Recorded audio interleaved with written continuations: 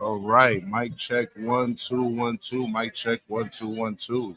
My name is Mr. M, and I'm joined by my partner in crime, fellow board member of the Queens World Film Festival, Mr. Rich. Mr. Rich, what's going on with you? How's it going, Mr. M? It's going so far so good. This is now the 15th Queens World Film Festival. Hold on. I'm doing too much, man. I'm doing too much. I'm pressing buttons. I'm acting like I'm not a pro. Let's start that again. My name is Mr. M, board member here at Queens World Film Festival, director of communications. And you wouldn't be able to know that from the way I just fumbled that transition up. Salute to all my filmmakers. And we're here at the annual Queens World Film Festival, annual kickoff Potluck Live. And I'm here with my partner in crime, fellow board member, new to the board this year. Congratulations, Mr. Rich. Mr. Rich, talk to us. Thank you, Mr. M. I am here. I've been part of this festival now for 15 years. This is the 15th Queens World Film Festival, and man, Queens World Film Festival. That's right. Make sure y'all get that right, because there was some copycatters. Absolutely, yeah. You want to make sure it's Queens World Film Festival. Yeah. Now, I know that Queens World Film Festival this year, we're turning 15. We have plenty of films going on from several nations, several days. Not only that, we have a theme. You know what this year's theme is, Mr. M, by chance? Yeah, I do, but don't quiz me like that, man. I got notes. Yeah, you got your notes there. Nah, you tell them, man. There you go. Yeah, I'll give you a heads up. I know it's connections, made, missed, and yearned for. Now, we also know that the festival is going to be happening, by all means, it's going to be from November 5th through the 15th, and it's going to be in 2 locations, which is going to be the Museum of Moving Image. Have you been to the Museum of Moving Image, Mr. M? I'm sure you have. Of course. I've enjoyed plenty of screenings at the Queens World Film Festival at the Museum of Moving Image. I want to say at least one of my screenings happened there. I'm also alumni here at the Queens World Film Festival, like my brother, Mr. Rich. And more importantly, we're also going to be at the Kaufman Astoria Studios. And that's history here in Queens. And that's one of the things I actually love and appreciate. That not only that we actually get to see amazing films, but we actually get to be in the locations where film pretty much started, pretty much here in New York City before Hollywood.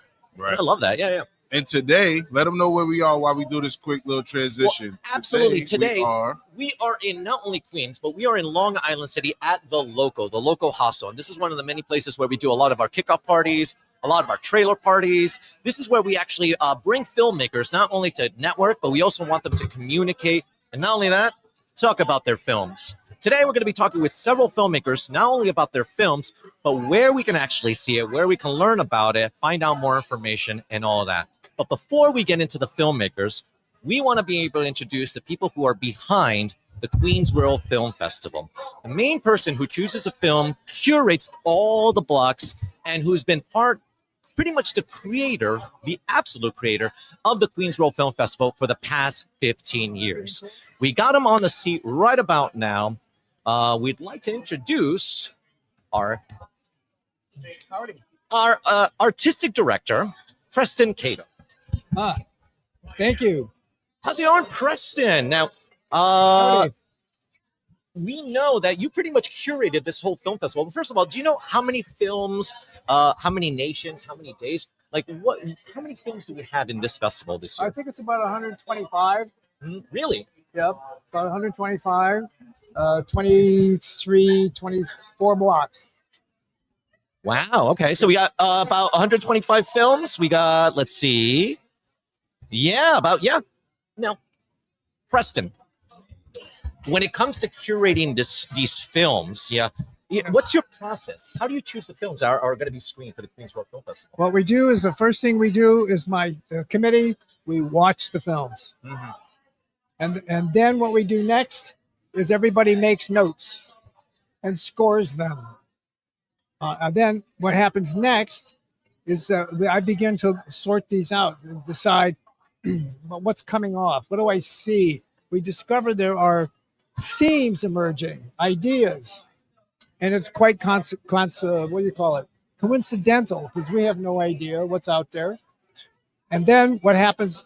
That leads us to the next step, which is then we start making certain selections. And then we put those on 3x5 cards. And then we take them from 3x5 cards with notes on there. We lay them out on 2 6-foot tables. And so there might be initially, I think we had almost, I think Kathy said about 200 cards. Wow. So out of the 405 submissions, we have written that many cards that we thought, okay, these are in the ballpark. These are kinds of things we're looking for and not looking for, but here they are. So then we start matching themes with themes. And you know what the themes are for this particular year. And then you put like with like. Ideas. And so that's where you get these mixed blocks. And then we start shuffling them around, and then we create blocks of like-minded films out of the entire sea of films. And so then we whittle it down till we get to what we think is something that's manageable for this particular year, and we create the blocks. Then we look at the schedule and figure out where we can put pieces. And now we may get that far. We have them laid out all over 2 6-foot tables and paper. And suddenly one comes in late that changes everything. I can imagine having all of that organization. This is a very is it a very intricate process from the looks of it. I would hate to see an open window with all those cards laying on the table. Well, it did happen this year. So an open window was open and cards flew off the table, and then you put them back. Maybe there's a new block in there. That's right? Well, there you go. Look at that. A little bit of inspiration. That's just by divine intervention. Just divine inspiration. Yeah, exactly. So you watch and your team watch all of the films, correct? Absolutely. Front to back. Front to back. Start to finish. Why? Well, among other things, we know if you're on Vimeo, the filmmaker can tell if you've been watched. Mm-hmm. And we want to guarantee every filmmaker we have watched your film. And we make sure that if it's screened, 2 people have watched your film. Ah. So therefore it's not just a single person go, I want this in. And so we want to guarantee the filmmakers that we genuinely watch those films. Were there anybody that didn't make it this year that you was like, I wish I had room for them, or they almost made it? Any honorable mentions? Well, oh God, that's hard. Yes, there's always films that we want to get in, but we just can't find a place to put it. And part of that placement is maybe the theme wasn't quite right, and maybe we just don't have the physical space. Now, in other times when we've had more blocks, then you can have more films. And even it's people who have been with us before. You know, those are really hard because we want to support them because they've grown, and maybe it's really good, but it didn't quite fit. And that's heartbreaker. Yeah. Well, for 15 years now, we've been celebrating the Queens World Film Festival, seeing so many different films. From the very beginning, what made you want to create a film festival, and let alone a film festival here in Queens? Well, let's just say Catherine and I, there was a previous film festival, which will remain nameless, that had some issues. And we felt that the borough deserved better. And we understand this is, the world's borough. There's all these languages spoken here, and there's an audience for any kind of film. Mm-hmm. So we thought, let's launch something that's community-minded, community-based. And as you know, Richard, Catherine's always been involved in youth development. Absolutely. And so part of our plan was we're also going to be involved in youth development. And we had programs at PS 69, the 5th grade, which we were part of. Yes. And that was part of it. And that was the inclusion class, and these kids were great. Yes. And so that was our plan, was to not just screen films once a year, but to be out there building up relationships, arts for kids, young adults, and even seniors. So that was the other thing, was outreach. Now, Preston, you're also a filmmaker. You've had films in the past. Being that you're a filmmaker and with all the experiences, not only as a visual storyteller, but also creating this festival, when you see upcoming filmmakers, young, whatever age, whatever level, do you see yourself in them by any chance? And if you do, what advice would you give to other future filmmakers who are looking to put out their stories? Well, really, I haven't seen myself in their work. Mhm. I see originality. I see people dealing with subject matters that aren't necessarily mainstream, and that I find to be hopefully challenging for our audience because it gives them a different approach to something. It's just not as simple, not the simple beginning, middle, and end. And that's why I'm looking forward to these personal pieces of work outside of the norm. Right. So I try not to invest myself in it, in the film itself, looking for something that even connects to me. But I myself I've never made a genre film in my life. Right. So I'm open to anything. I love a good old fashioned Hollywood kind of a film, but I like something that's a mess. Right. So let me ask you something, right? You spoke about, have you seen yourself in any of the younger filmmakers? Tell us about some of their experiences growing with the filmmakers and watching them grow. So like you've seen Mr. Rich, excuse me, Yeah. for 15 years. You've seen him and his growth. You've seen my growth for almost about the same time, Yeah. right? I can remember when you handed off a film for the festival. Yeah. It's a special story. I was still burning the DVD downstairs. On your car. That's In the right. car. Here it is, still hot. Exactly. Yeah. Actually, wait a minute. It's almost done. That happened. Right. But yeah. Talk I to us. saw something in that film. Not really. Yeah, right? Yeah. Yeah. Tell us about that. Tell us about watching these filmmakers grow up throughout the film festival, as the film festival's been around for 15 years. Yeah, any Tell- standouts? yeah, like, Anyone that sticks Well, out? even just in general, like, because we don't want to make single nobody out, No. make nobody feel, bad because they wasn't getting, Right. they didn't get a shout out. But tell us about, your experience mentoring us over the years and watching us grow, just in general. Like, what's that been like for you? well, we find, there's many who have been with us for quite a long time, Mm-hmm. and we have seen their growth. And it really is heartwarming. And on two levels. One, it's heartfelt, but it's also intellectual because you understand look what they're now doing. And sometimes, and just because you're getting better, and that's a tough word, better, Mm-hmm. different, and you've made improvements. The person has made different kinds of challenges with the work, Mm-hmm. and we admire that. But sometimes you can't take it because it still doesn't fit with that particular year's theme. Mhm. So it's a little of both.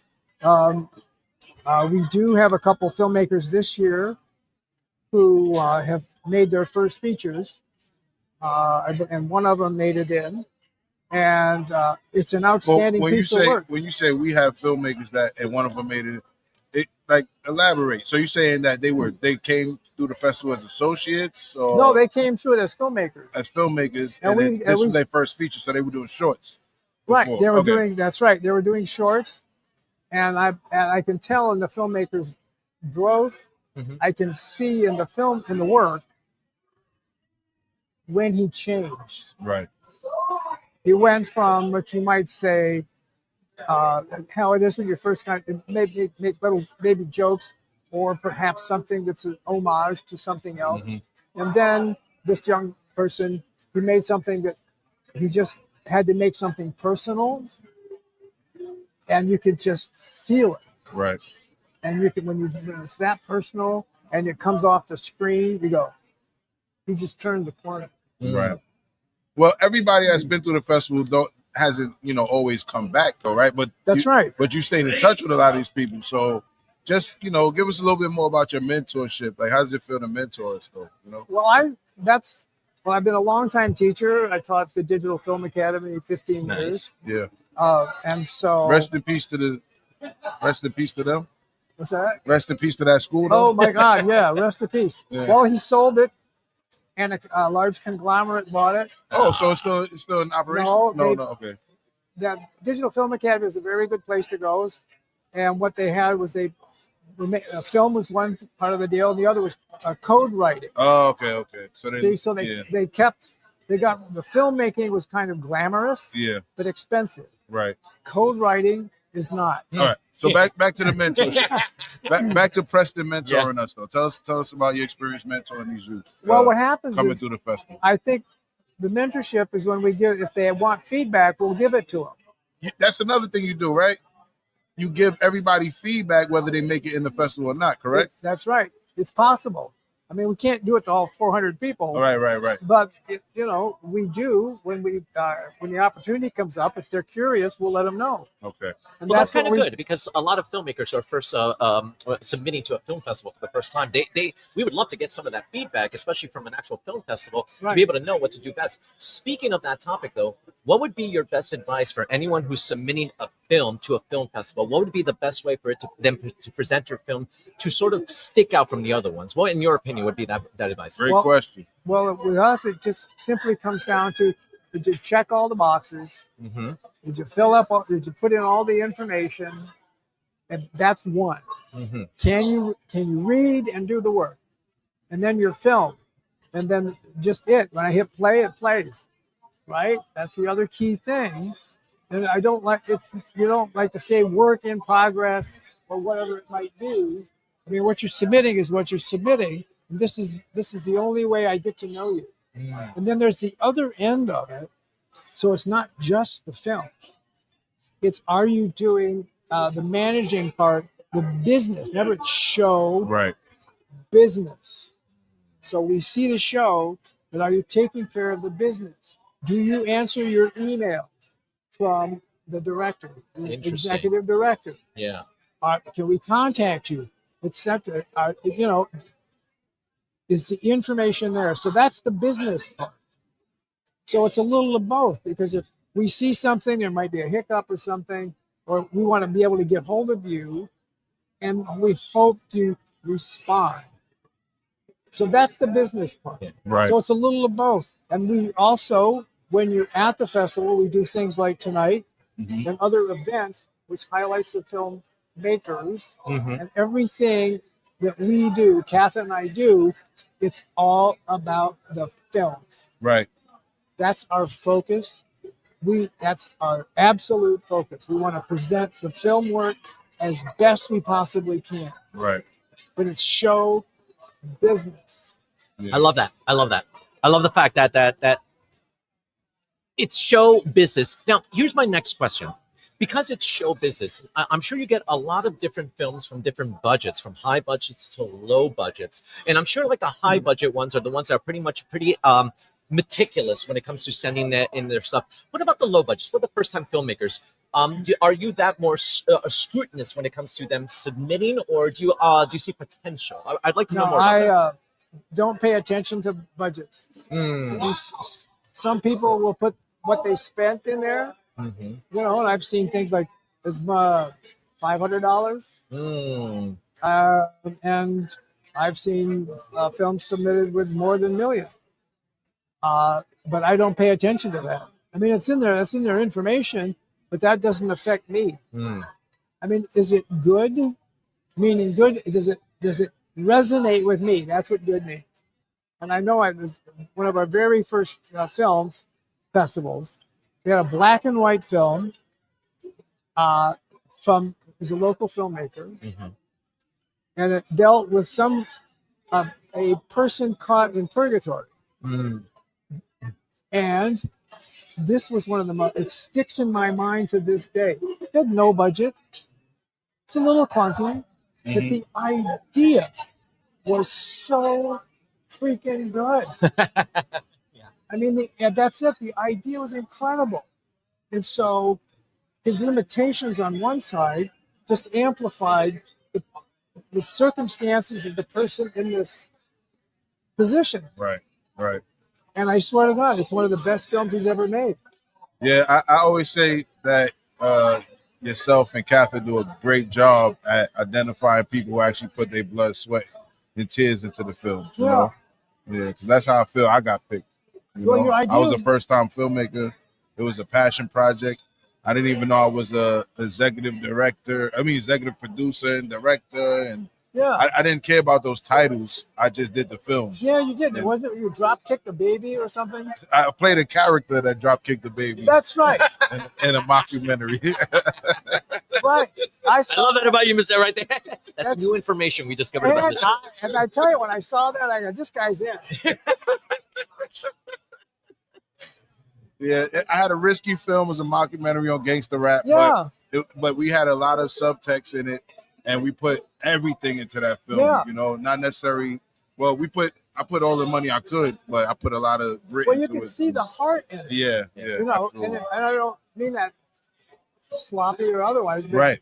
I mean it. You could just you can't force that to happen. Right. Absolutely. It's just there. Yeah. It's there, and you can read it when and you can. And doesn't a big budget can be a beautiful film and all that sort of stuff. But where's the heart? Right.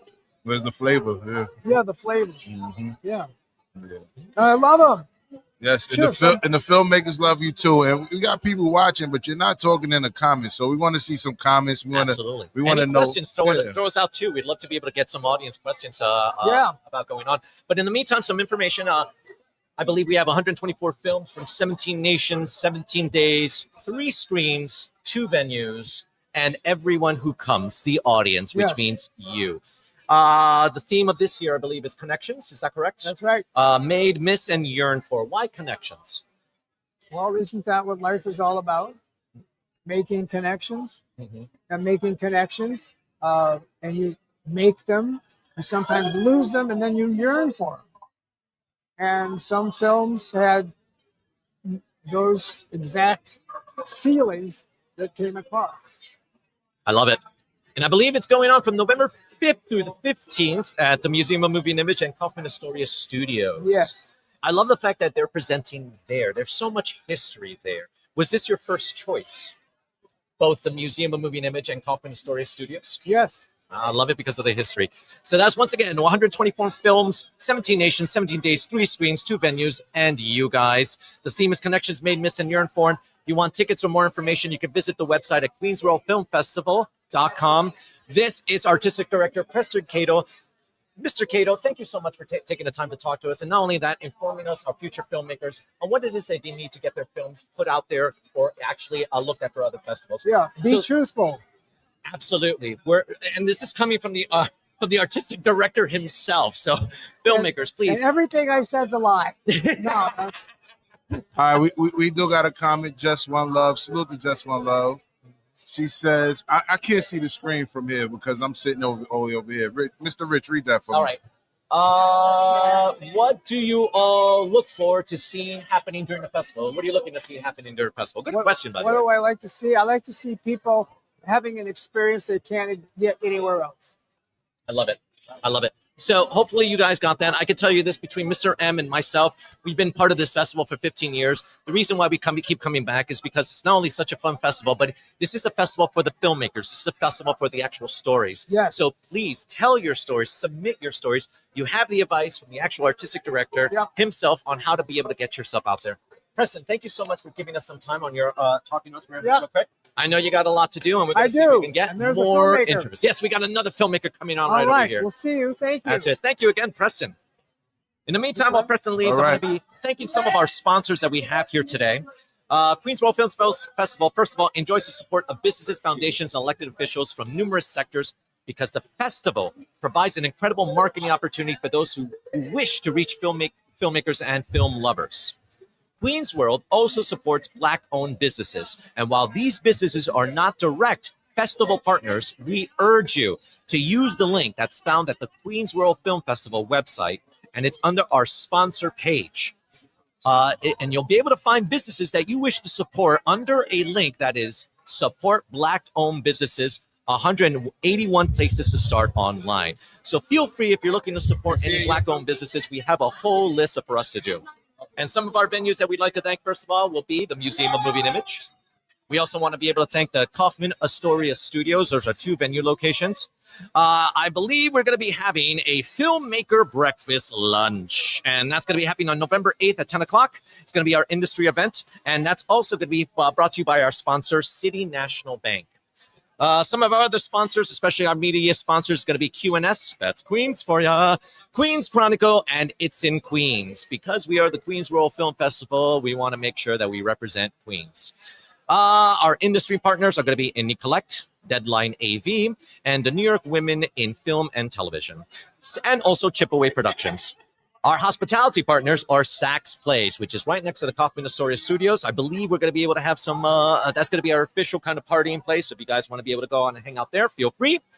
And lastly, our community partners from the Astoria Bookshop, the New York City Department and Youth and Community Development, my apologies, Jackson Heights Beautification Group since 1988, the New York City Football Club, Lockwood, 34th Avenue Open Streets in Jackson Heights, Jack Jones Irish Gastropub, Toodles in French, the Shakar Krishnan City Council, Partnership for After School Education, and Queen's Memory.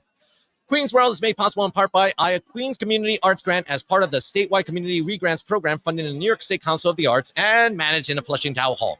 The New York State Council of the Arts statewide Community Regrants Program, formerly the decentralized program with the support of Governor Kathy Hochul and the New York State Legislature. It was made possible in part by the funding through the New York City Council members, Shakar Krishnan and Department of Youth and Community Development, and public funds from the Queens Art Fund, a regrant program supported by the New York City Department of Cultural Affairs in partnership with the New York City Council and administered by the New York Foundations of the Arts. Now that we got all of our sponsors thanked, we can now continue with our interviews with our filmmakers. Wait. First of all, I want to say salute to everybody who actually sat there and wait during the transition and listened to Mr. Rich as he plugged all of those things that we needed to plug. Thank you to you. Thank you, everybody's watching. Please leave a comment. Let us know what you're thinking. Do you have any questions for these filmmakers? Any questions for us? Anything you want to say? I'm going to ask that you move over so we can get you on the mic. All That's right. right. We have another filmmaker amongst us right now, and she's going to be able to introduce herself real quick, and we'll just take it away. So hi, hello, welcome. I'd like for you to please introduce yourself, your film, when and where it's playing. My film is called And- Anomy. My film is called Anomy. My name is Natasha Prosen Stearns. I'm a filmmaker from Slovenia living in Los Angeles. And Anomy, it's a experimental film that is playing on Sunday, the 9th of November at Astor Zucker Studios. Oh, nice. Okay, now you say it's an experimental film. As you know, that this year our festival has a theme, and it's pretty much our connections. It's pretty much made, missed, or yearned for. Since your film is kind of experimental, does your film has any relation to the theme itself? How would you connect it? Absolutely. My whole work has the correlation to the film, to the theme of connection. Start from the beginning. Got to always talk to the mic. I know you want to look at us, but Right. we You can look at him, we if want anything. them to hear you. We want them to hear you. Absolutely. My entire work actually has a lot to do with the theme of connection, because it's all about, I'm going back to the film that is going to screen this year, Anomy, which means falling apart of standards in society and how to break that and how to find the word out of it. And I find it in connection with nature. That's why there are all these colors. I recorded layers and layers of super extreme close-ups of flowers and connected with silhouettes of people. So this is the connection. Connection. Yeah, no, And this is that was what we're watching is the trailer to the film right here. Yes. those are really beautiful visuals. Thank you. Yes, there. I work with the galleries a lot, so these are oftentimes called moving paintings. And this particular piece has its iteration as a 3-channel video installation, and it was commissioned by NLB. This is a bank in Slovenia, in my home country. So it's on display right now in the capital of Slovenia, Ljubljana, for until February next year. Is this a mixture of close-ups and still images? Yes, there are also still images, but mostly it's layers, between 5 and 7 layers of moving images of really extreme close-ups of flowers, on which we are changing the lighting. That's where the movement comes from, and it's really so close that sometimes lens is almost touching the petals. Now, being that these visuals are so beautiful and amazing, it's like, what's your expectations? What do you think the audience? How is it going to resonate to the audience? What do you think they're going to leave feeling or talking about after watching this film? Well, as every artist, I hope it's gonna touch the audience. It's gonna open their heart. It's gonna open some horizons and something to think about. And I believe in a poetic approach, in something that it's not all explained, and it leaves a lot of room to imagination and to dreams. So I think this is where I connect to the audiences. I love it. I love it. So let me ask you, because we have a little bit of time left with you. I know you got some networking to do over there with the other filmmakers. It's okay. That's part of it. Yes, it is. So why did you submit to Queens World Film Festival? What drew you to Queens World Film Festival? I was told by a friend of mine that it's a really fun festival, and I sent my first film last year, Misericord. So this year I'm coming back with this film, so it's the second time. Okay. And so you got in last year too. Yeah. Congratulations. Yeah. Returning And- filmmaker. Nice. Right, and yes, this is a great thing about Queens World Film Festival. It's the whole alumni project, because I continued the communication with Kata and the team. So this year, I don't only have a film inside of the festival, but also a screening in Stewart Theatre on the 23rd of October, which is going to be just selection of my works the entire evening. But this is also in collaboration with Kata and Queens Film Right. Festival. Yeah. Salute to Stewart Cinema. They're great over there. I love Emily Stewart. She's a great person. So tell us about your experience at Queens World Film Festival in the past. Yeah, especially since you're returning as well. You have experience. Unfortunately, last year I was unable to come in person, so it was just my film who traveled. But this year I'm happy to be here. So. Okay.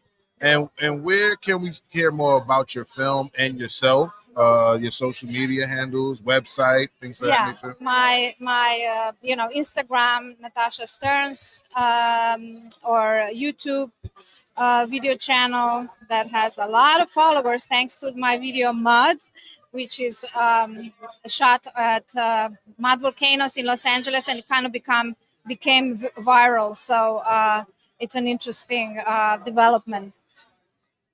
I'll be in Los Angeles later next month. I'll hit you up. Yeah. There you go. Look at that. Be out there for a film screening. So now, Absolutely. we want you to definitely enjoy the night. This is all about the filmmakers. We want you to network and all of that. We also want to have success for your films. But before we let you go off to meet other potential storytellers, we want to let everyone know that we're all about Queens. We're part of the Queens World Film Festival. Everything's happening in Queens. Since everything's happening in Queens, would it be okay if you could just look right into the screen right over there? And can you just say for us, we will see you in Queens? We will see you in Queens. So you want to look in the camera? But make sure you get the microphone there. Yeah. Where's the We need the audio. We need the that camera. yeah, but we need the audio. Absolutely. Whenever you're ready. Say it again. We will see you in Queens.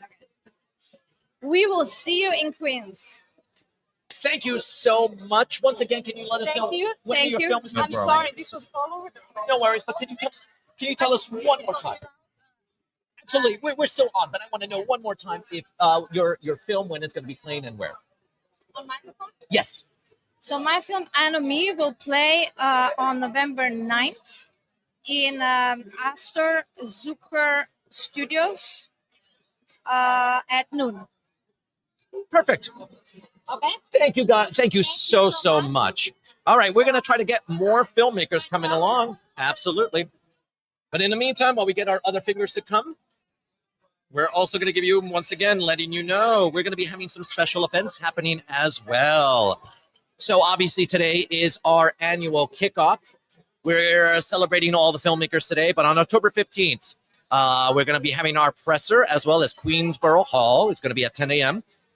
November 5th, that's our opening night. Yes, November 5th at 7 p.m. Check the calendar, check your websites. We're going to be having a lot of films happening that day, so feel free to join us at our opening night kickoff. Let's not forget some other venue and opportunities. On November 8th, we're also going to be having a Filmmakers Breakfast Pitch Fest. It's going to be an industry event.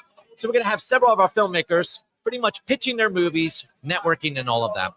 Now, on November 8th, we're also going to be having our Queen's Corner at the Redstone. We're going to be doing all of these.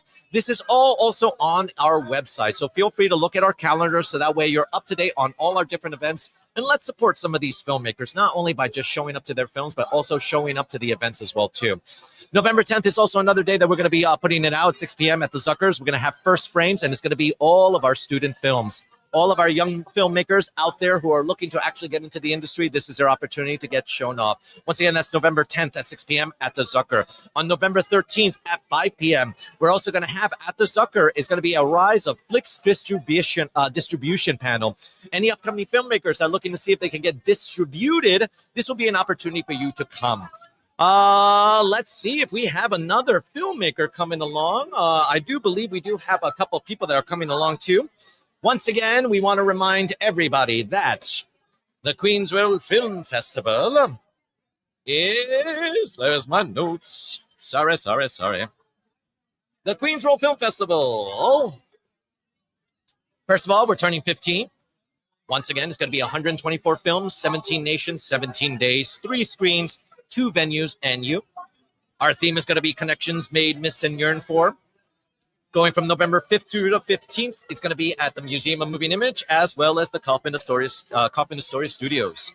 31 blocks of interesting, challenging, exciting films from around the world and around the corner. Once again, this is curated by our artistic director, Preston Cato, and his team. The features represented a world vision of stories coming from across the globe. The short films are screened in thematic blocks of like-minded films grouped to create a specific cinematic experience. So, with that said, we have new filmmakers here with us today, and we'd like to see if we can actually introduce them real quick. So I believe we have the filmmaker and actually the person that's actually based off. Is that correct? That's right.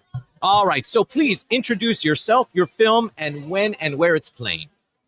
My name is Steven Spiliotis, filmmaker, and I'm here with Richard Mazda, who is the subject of my film called Fire in My Belly. Really?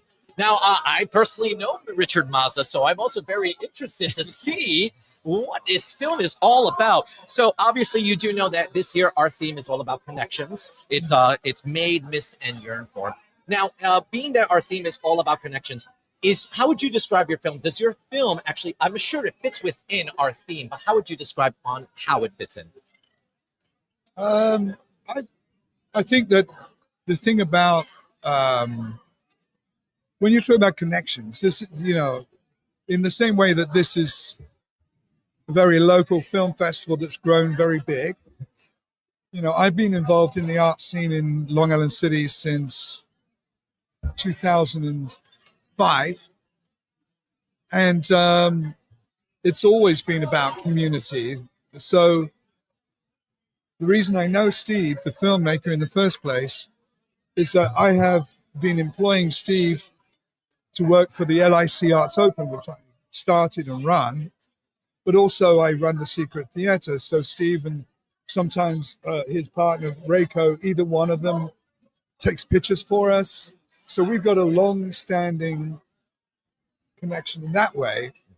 And then the actual film, I would say that there's a connection in the film because I was telling him about the cardiac arrest that I went through. Oh, wow. Spoilers. And yeah, you have to watch the whole movie. I was telling him about the cardiac arrest, and it was something about what I said inspired Steve to say, let's do something about this. Let's make a film. And that's what we've been doing.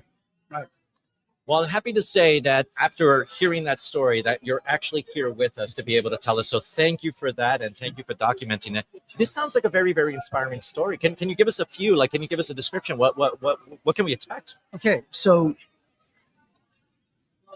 Richard and I had a casual conversation on the phone, as he said. He said, "Did you know my heart stopped for 19 seconds?" I said, 19 seconds? I can't even hold my breath for 19 seconds. Try it, right? And so I said, my next question was, has this changed your life? You know, this experience. And so Richard said, you know, I've been doing acting, writing music all my life, and I have these songs that I want to record. I said, cool, let's do that. And I had a 1-day assignment from a group that I had. I said, you know what, let's do a 1-day assignment. Wow. So I got Richard in his home monitoring his heart and walking the dogs. And then in the evening, he was in the recording studio with his engineer, Raphael. And so I set up a couple cameras, set up some lights, and we record. And Richard, unbelievable. He's singing, playing bass guitar, rhythm guitar, all this, right? And So you have like a one-man band here. oh yeah, it was amazing. So we captured all that, and along with the interview, it's turned out to be a little 5-minute piece, a little short. I like that. I Yeah. like that. It's sort of like getting to know a community member in quite literal, in Yeah. a literal sense. Yeah.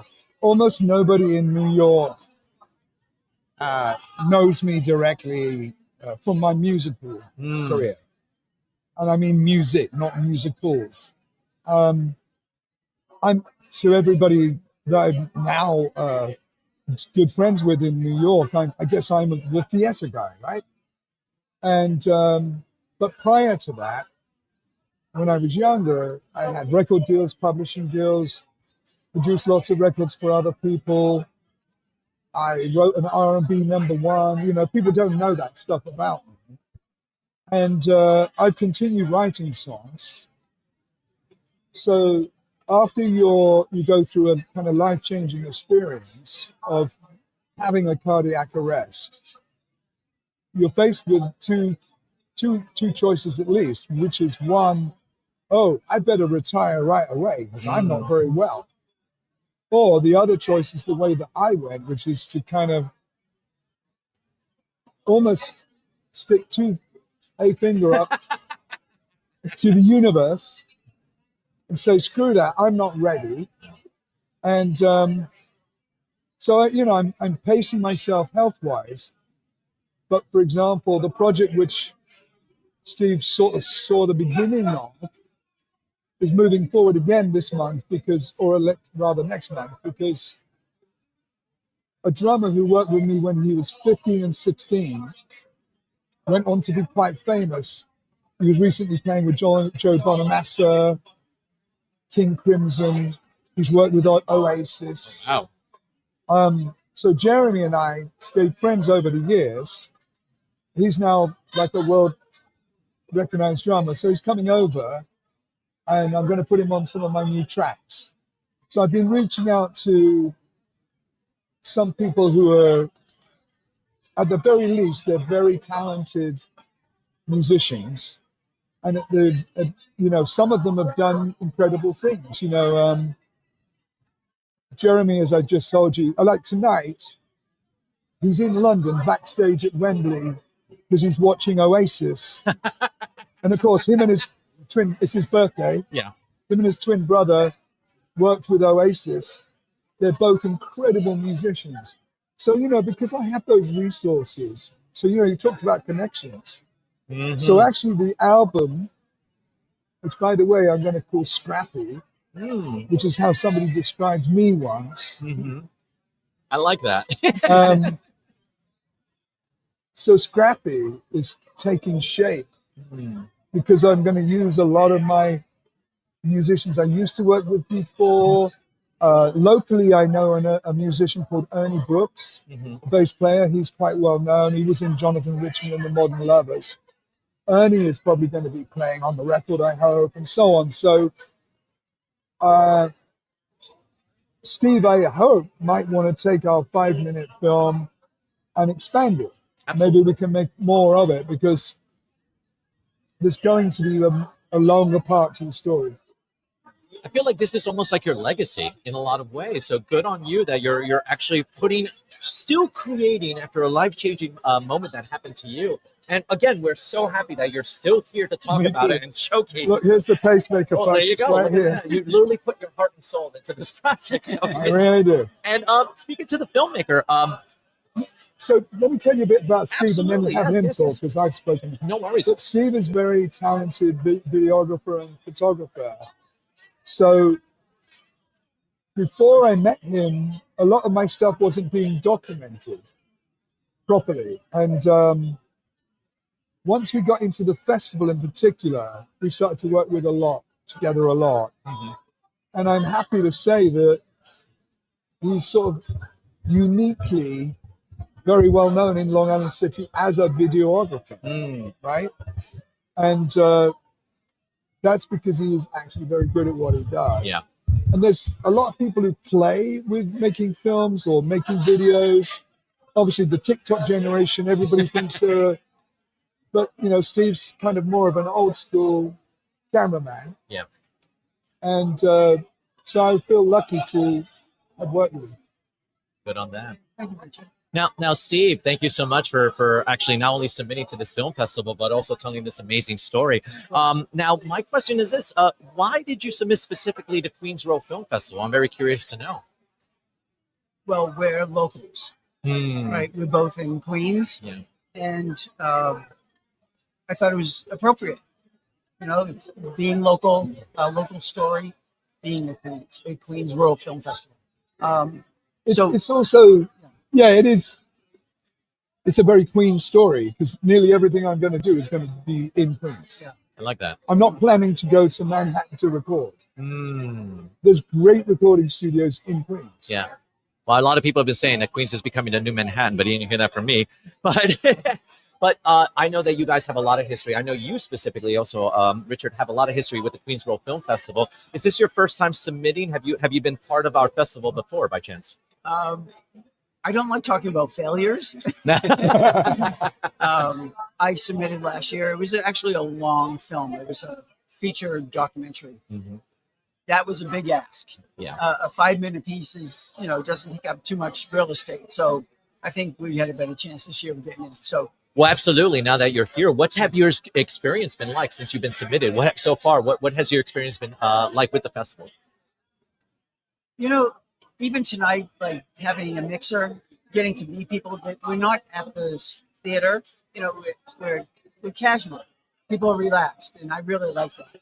And the outreach that the administration and the volunteers, Gabby and Savannah, they've been reaching out, saying, "Hey, we adopted you," and and they're communicating, and almost every other they're concerned. It's like, "Hey, do you have any questions? Do you have any problems?" Or, "Hey, we made a website.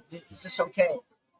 They're on top of it. I mean, I've never had that kind of communication with the film festival, so I think it's been awesome.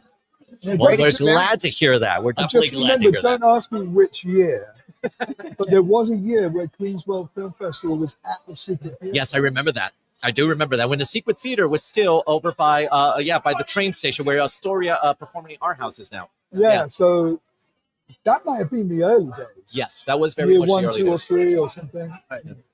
Now, before we actually end this, one thing I want to do, being that this is all about Queens and this is also a Queens story, also by a Queens filmmaker, we want to make sure that we also get a quick little tagline. Can you guys just look at the screen and can you guys just say together, "We will see you in Queens"?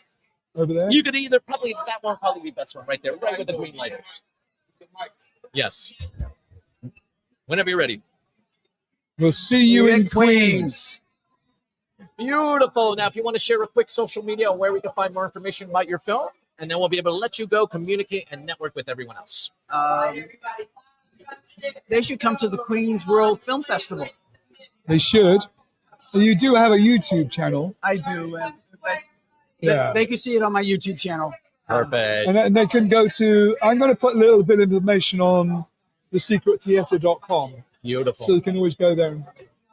Well, thank you guys so much for your interview. Once again, our festival is going to be happening from November 5th through November 15th. You'll be able to find their information in their in our website, Queens World Film Festival. Please come and support. These are actual Queens stories about Queens people. And Richard Mazza is definitely one of our Queens locals. Thank you very much. Now, what we're doing right now is we're going to take a little bit of a break.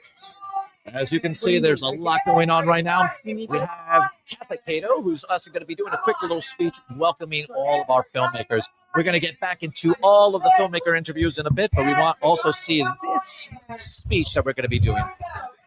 And as everyone still gets, we're still going to be letting you know. We're going to have to project just like a lot of people are. Here we go.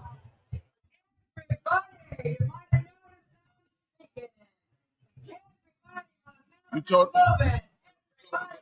Yeah, well, I'm telling them about right now. So if we want to actually switch the camera straight. Yes, I did. Yes, I did. Yeah. We've been telling. There we go.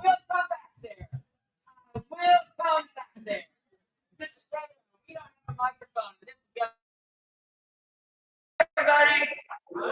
All right. One down.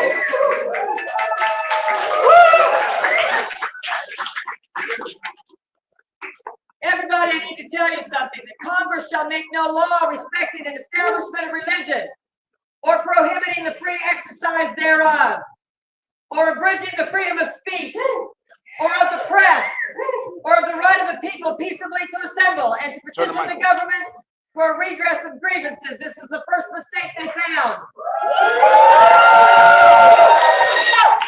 It was voted into law 2 million hours ago, and I'm telling you right now,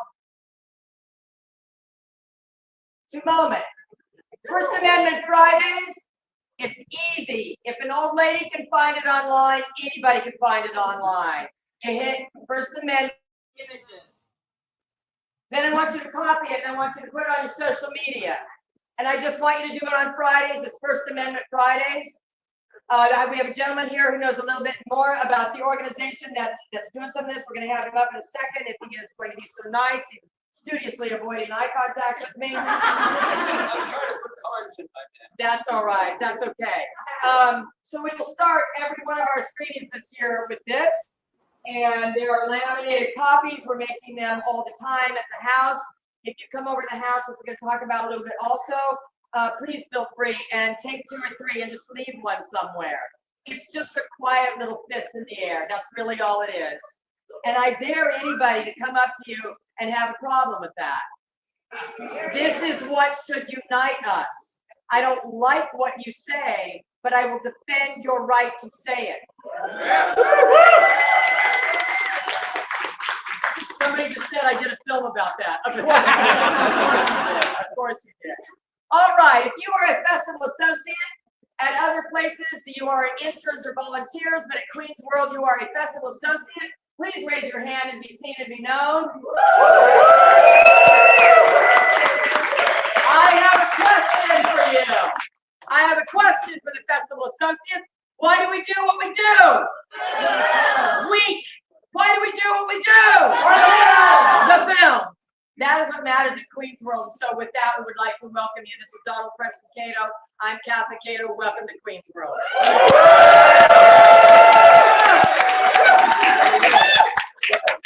All right, if you're an alumni of our festival, please raise your hand. I can see you. Holy God in heaven, look at that. Welcome back. We're thrilled to have you. Thrilled to have you. If you are a juror this year, please raise your hand. You are working so hard right now. Thank you so much. If you are the local, please know how happy we are that you open your hearts in this room to us. I know I'm a lot. I know. Ask anybody here. Somebody's been mad at me any given hour at any given day. But you really open this place up and look at. It's amazing. This is a great place to be. They've also have a great rate for visiting filmmakers. Please check at the desk. They're so accommodating and so wonderful. Now, finally, let's see, we went all over all those guys. Okay, fine. If you are streaming at this year's festival, please make some noise.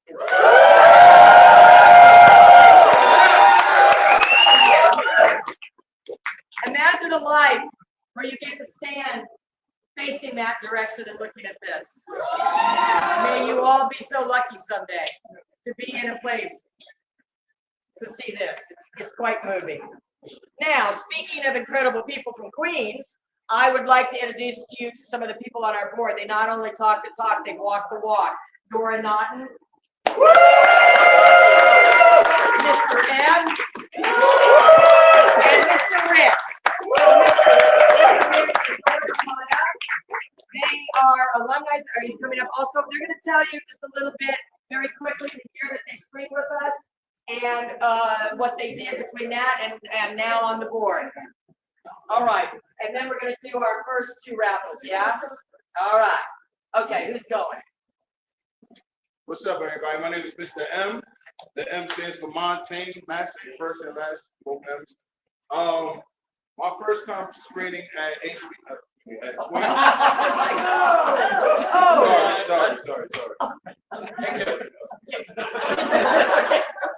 All right, I'm So the first festival that set my film was the first festival in New York to give me an award as a filmmaker with Queens World. And that's funny for a lot of other reasons than I'll say right now. But my first film was a passion project. I was a novice in the beginning. I was a beginning filmmaker, but I put my heart and soul into the film, and that's what Queens World Film Festival is looking for. They're looking for someone who puts their all into the film. You may be lacking in one area or the other, but if you put all your energy into it, it shines because there's going to be an area in that film where you excel.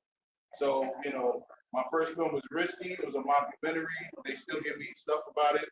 Since then, I made another documentary and I came back in 2017. My first year was 2012. Yeah. Are you working the first year? I was second 2012. year. Yeah, I was in the second year, right? Yes. And I entered because I'm from Far Rockaway, Queens, right? So I figured, let me just enter the Queens World Film Festival. And to my surprise, I gained a new family, a new home as a filmmaker. They mentored me for years. And 10 years to the month, when I got the phone call that I would be accepted in the Queens World Film Festival, I got another phone call March 2022. And they didn't even know it was 10 years because March 2012 is when I screened. That's right. And in March 2022, I get a phone call being invited to be on the board of directors. So that was a full circle moment, if ever. And I want to thank Don and Catherine. All right, like she said, we both have different personalities, but we get it done, as you can see. And I'm very proud of everybody that's here. Congratulations, that's my story. Hope I didn't muck it up. You're going to tell them now? Are you going to tell them? What was the moment? Okay. So, like I said, my film was a mockumentary. It was a mockumentary on gangster rap. So the subtext was all these things that was happening. We had to over-exaggerate them just a little bit so people can see what we were trying to say was the problem with hip-hop at the moment, right? So there was a story in hip-hop where somebody's son got slapped. And, people kind of glossed over it. But me and my friends said, that's not cool. We're youth advocates like Catherine and I connected on being youth advocates early on as well. So we had to drive the point home. So it wasn't a child, it was a baby in the film. And my character dropkicked the baby. And literally Preston said, oh, that guy, And get that guy. I just found out today that was the moment when they said I'm making it. Because my character dropkicked. No real babies got hurt. No, all right. That's my Who's story. next up here? Going on, Mr. Rich. I've known Katha for quite some time now, for many years. That's in dog years. No worries about that. Let's see. The first time I submitted, I have to say, 15 years ago was the first time I actually submitted. It was one of the first film festivals, and this was where we were still, when you guys were still premiering at the Jackson Triplex movie theater in Jackson Heights. If anyone's a local of Jackson Heights, born and raised, you'll remember the Jackson Triplex Theater, which is now unfortunately the Oregon. Yes. However, though, I was lucky enough to actually see a short film of mine in the theater that I grew up watching other films. So it's a very surreal moment, and I hope that moment happens to you guys as well too. Seeing your films for the first time on screen with an audience of not only just fellow filmmakers, but an audience of people captivating, people who want to see your film. So give yourself a round of applause. The second time I submitted, I think it was either 2016 or 17, and it was another short film that I produced called Short Steps. But in the 15 years of this festival, I've worked with potatoes in almost every single position in the festival, from projectionist to one of the volunteers to now Venue manager. yes, venue and manager, event everything and anything in between, even to like a food run. Yeah. What's that? Oh yeah, even media. Yeah, but now I am a board member, so so again, I hope this gives you guys some sort of motivation and consistency. You know, putting yourself out there, doing what you love, will eventually get you rewarded. So thank you guys for being here, because without you guys submitting and actually telling your stories, we would have no reason to be here. So give yourselves a round of applause for letting us share your stories. All right. That's where we're supposed to stand. Oh, never mind. Okay. Hello, everybody. Hello. My name's Dora. Can everybody hear me? Okay, great. So I am the secretary of the board of the Queensboro Film Festival. So nice to meet you all and to be here tonight. Thank you for bringing the amazing spread of food. It's incredible. I'm also here to present our raffle awards tonight. I hope you were able to grab a raffle ticket. I do have a little bucket of tickets over here. So my story for the festival is I'm actually a theater person. Shocker. And a friend of mine asked me to produce a short for him. And I said, I have no idea what I'm doing, but the answer is yes. And I actually found a lot of it translated. There was a lot of familiarity for me, and I really enjoyed working on that film. And we had a great, healthy festival here. A lot of LGBTQ film festivals accepted our short. And Queensboro was maybe the second film festival that we got into that actually does a variety of genres of films. And I showed up to this event, the Potluck, and it was somewhere in Woodside. And I immediately fell in love because I'm a Midwesterner and we love potlucks. Like there's nothing in the world better than that. And also, as soon as Katha opened her mouth, I was like, these are my people. I was like, I really want to be involved. So not only did we have an amazing screening, the next year I said I want to be a festival associate, and I started working with Katha on producing some of our events. And I was a host, and did all sorts of different things at the festival. And even the year we went, we had to go virtual. That was actually my first year as a festival associate. And that was intense, but I stuck with it for them, and I'm so glad I did. I forced them to put me on the board, and here we are. Now I'm the board secretary, which is great. So that's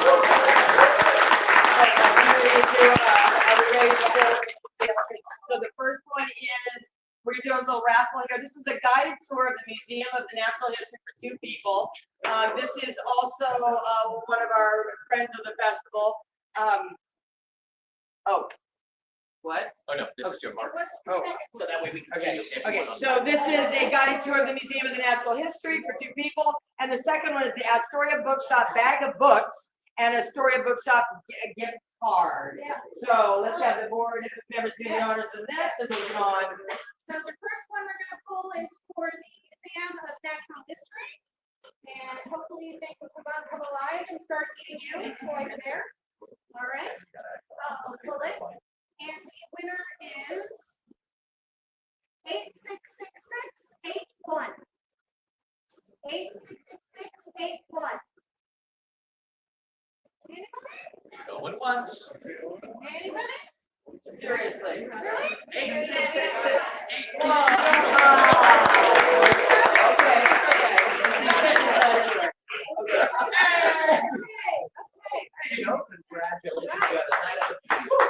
Okay. And the information of who you need to contact is there, and if there's any confusion, just let me know, okay? All right, we're good. All right, we got another one going on right over here. This is Ooh, the we're Astoria going into Bookshop that. That's bag. right. We got 866670.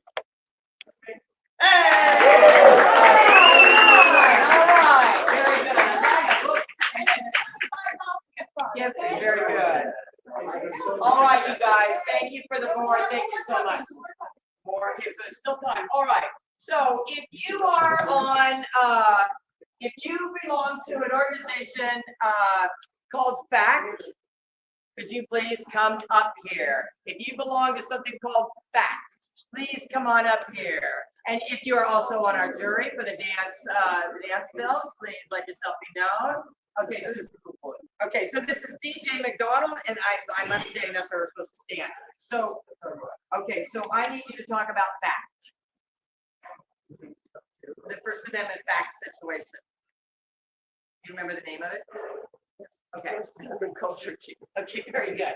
So fact is a group that's formed, and it's already doing projects that have to do with outreach and media, bringing cultural organizations and those in the culture sector together to try and work to demonstrate that the First Amendment is essential to everything that the community does.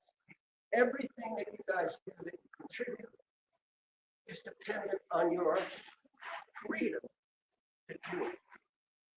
Right?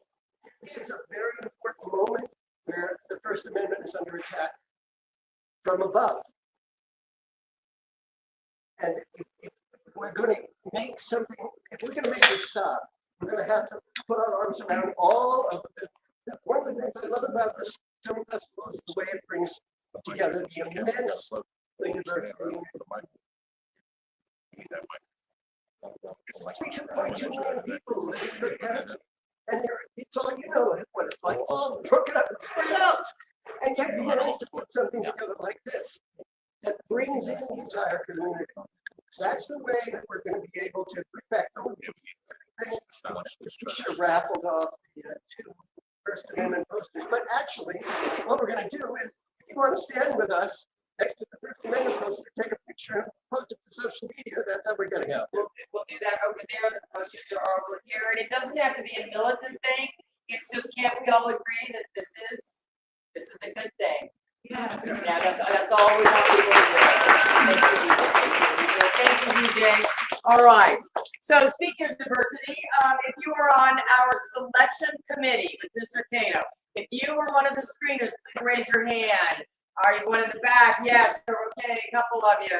We must have worn them all out because they're not here. So 403 films were, 408 films were submitted. And we have a screening committee that has photographers, filmmakers, former grants managers, community members, college students, educators, and retirees. And this helps us curate a festival for a much wider audience than just the industry.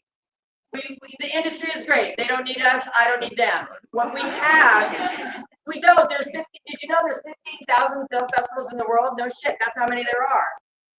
Go into Film Freeway and you put in film festival in the search. 13 to 15,000 names show up. It's insane. So we want to make sure that there's a sustainability factor to this, and the only way to do this is rooted in the community and make sure that they come to see your films. My job is to work with you to make sure that you are outnumbered in your screenings. I don't want your cousins or your mom or your dentist to be the only people in the screening. I want people who are there because the theme appealed to them, because the theme was provocative. That allows us to market it to the right people. So to that end, we are going to be able to book people over to come to Camp Cato on the 6th and on, I think it's the 9th or the 10th. We'll take 2 or 3 people at a time for 30 to 60 minutes. You can come over or we can Zoom, and we're going to dig into my database. We're going to dig into your history. We're going to find people that you need to reach back to, who need to know what you're doing. They need to hear from you so that they can then, they're probably teaching. We'll give them a friends and family code for their whole class. Maybe you could go speak to them. Maybe you could Zoom to their class. We would like you also to know that you are in these blocks for a reason, so that you are in shoulder to shoulder with people who are thinking some of the same things you are thinking.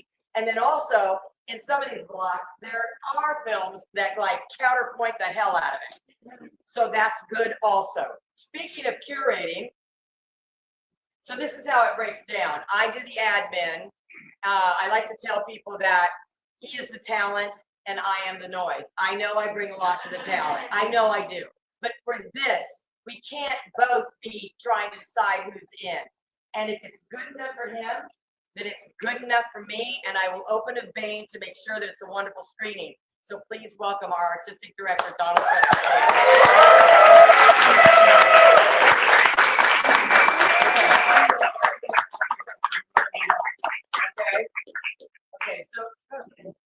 That's the festival. So first, what's the first thing you do? Then what's the second thing you do? And then what do you do with those notes? And those are the themes, yes? And then you start to make cards. Why? Cards of the films. Why? And putting like with like and themes with themes, yes? Right? That's right. And so then invariably you come to me and you say, I know I promised that I would do less than 100 films, but I need about 16 more hours, right? Yeah. Is that right? And then what do? I find 16 more hours. I'm entering into a popularity contest all over Queens on that one. You're welcome. So we started with 4 days. Then it went to 6. Then it went to 8. Now we are running from the 5th to the 16th every single day with films in blocks that are magnificent and provocative and challenging. So then we blocked this schedule 3 times this year, didn't we? Right, because what happened is a film came in. That was, Last minute, it changed everything. and we broke apart blocks. Break things apart, to make room for it, find some other room, maybe create another block. We gotta go find some more films to match it, because it's so good, that might pull in some more. So I just changed everything. Then once in a while, we left the window open, and pull off the table. Yes, and we had to put them back together. So we took in 128 films. I know the poster says 124. It went to print before I had double checked my math. So at one point, he had 213 cards on the table. And I did my best, but we just couldn't do it. I would have gone for another week, but it would have killed us. So he had to kill over 100 of your babies. After they were cards. And then I had to tear them up. And it was really traumatic because it really was something. But what you have now is unbelievable. He knows the first image in every room. He knows the last image almost on every single night, and it's intentional. He knows what he's doing. He puts it together almost like a feature. We don't care if you know what it is. You haven't lived with it like we have. We know what it is, and it brings our heart further into it. So just know you're not in block 13. You're not in the shorts block. You're not in the independent, indie, whatever block. You're in tough stuff, or you're in tough as nails. Future, past, future. Or upside, inside. Hot mess, rule breakers, and mixed bag with some of those people that were in other things that got broken up and we couldn't let you go. So we found a way to have you come in. You need to understand that you are not by yourself in this streaming situation. And the reason that we start with these events so early is by opening night, you shouldn't wonder who we are. You shouldn't wonder who your host is. You shouldn't wonder what you're supposed to do. The festival is not happening to you. You are the festival. And you need to know your blog and your name and what you're doing.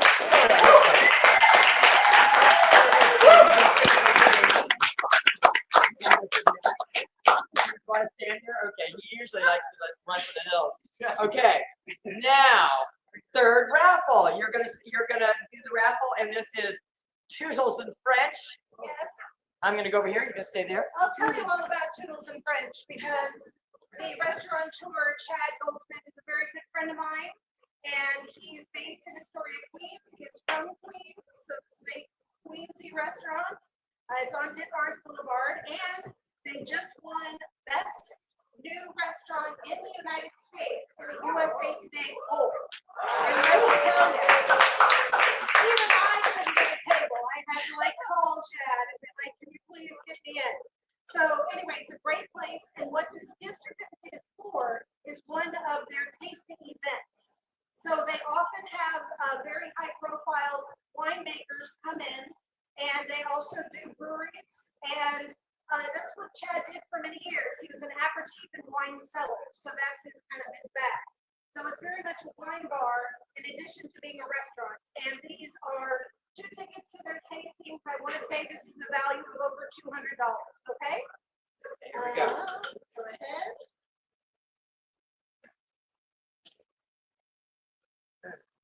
read the number. Okay.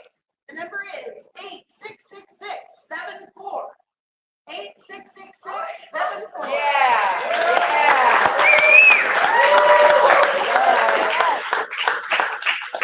You're gonna have so much fun. It is such a wonderful place. Thank you very much. Okay. Let's stay here because we're gonna go right into the next thing. We're gonna do another raffle. Hold on, don't go away. Raffle tickets are still for sale for the big items. So there are some big items coming up. New York Football Club Delta Skybox tickets are coming up. There's a T-shirt and all festival pass coming up. We're going to do the B&H card, and then we're going to circulate, and we're going to sell some more raffle tickets. Yes, we are. All right, so if you want to come up, and this is an alumni of ours also. He works at B&H, and he bought himself. How do you buy them? Where are the raffles? You come to me. No, let's do it. Let's start passing that bucket. Let's go. Okay. Let's go ahead and choose here. How can you guys? One ticket is $3. 2 tickets is $5. 5 tickets is Come on, she's $10. looking for a wallet right there. Let's go. It's so cheap, guys. Who's got $3 out there? Come on now. Oh, she's got 20. She's got 20. Right there. Right there. This one Pretty lady right there. There's some money back there. Let's go. Let's go. While you're doing this, That's a B&H. okay. Here we go. Let's sell them tickets. Oh, you're so funny. That's just Can you guys hear me? That's so funny. Okay. All right. Here's the B&H card. We got more to go. Here we go. Can you guys hear me? Yeah. I'm known to be very shy, so yeah. All right. The number is.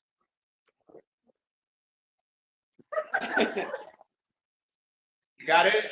No. Can you guys hear me? One more time. 666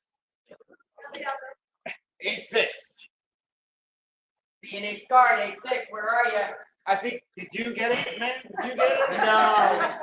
All right. B&H. The B&H card. Everybody knows what B&H is, right? B&H is the largest. It's the Let's do another one. filmmakers. Where Best are you? friend. 3, 2, 1. Let's do another one. Here we go. Ready? Wait. Going once. False alarm. All right. 8666. Wait. What? 86. Oh, Lord of mercy. It's that way.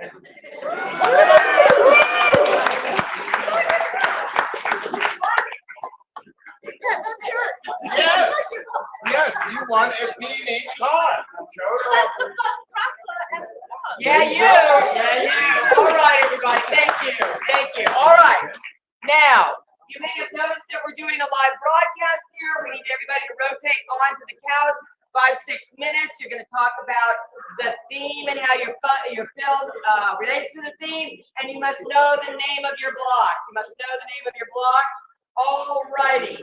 So, this little segment is called How to Ruin Your Festival Experience. How to ruin your festival experience. Don't read your emails. I have MailChimp. I know who's reading and who isn't. Get drunk at an event. That's a great way to ruin an experience at the festival. They are all professional. These are all industry events. I know that you know that I know that you know that I know that you know we want this to be good for you and we want it to be good for us. We want everybody to represent themselves well. These are industry events. Don't get drunk. Because if you puke on my shoes, I will remember forever. I will never say your name aloud, but I will remember you. Don't say that your film is hard to describe. Your film is easy to describe. It's a film about this, that deals with that is that. And then have a follow-up. Ask me if there's a Q&A. Go ahead, somebody ruin your day. Ask me if there's a Q&A. There is a Q&A in every screening at the end of the block. Only 2 of you should come up. If you have a cast of 30 and a question comes up that somebody in that group should answer, we'll pass it to them. If we need to have your crew stand up to be acknowledged, we will, but only 2 people at the front of the stage. Ask an obnoxious question at somebody else's Q&A to demonstrate how smart you are. I may or may not have done that at my first festival that I attended, and it was horrible. Don't do it. When you are attending somebody else's Q&A, ask them a question that makes them look brilliant. Elevate the field. Oh, yeah, don't thank anybody in your Q&A also. That's a good one. Don't ever tell me that your film is a labor of love. They're all labors of love. They're all experimental. As my husband likes to say, you don't know really that you're getting it all. And you have to love it so much that you have to get through. Listen, do the industry a favor. Please don't write a cover letter that says my film is a labor of love. They're all labors of love, and everybody's saying it. So stand out and be honest about it. This fucking thing broke my back, and I love it, and I want you to see it. Okay? Don't leave when your film is over. There are 3 more films to go after you. You're in a block. The block is curated for a specific cinematic experience. Don't ask me what time your film is screening in the block. I won't tell you. And I'll tell you the theater has changed to a different venue, probably in Hoboken. You are there for the block. You're part of the community. Ask me a question about something I've already written in an email. I dare you. Seriously, this is an extraordinary experience for us as well. You really have no idea. And the reason that we start so early is so that you are with us shoulder to shoulder.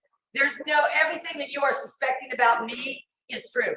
All right? So no surprises there. I want people to please schedule some time on a marketing session with me. Who has that clipboard? It has the time. Is that Iris?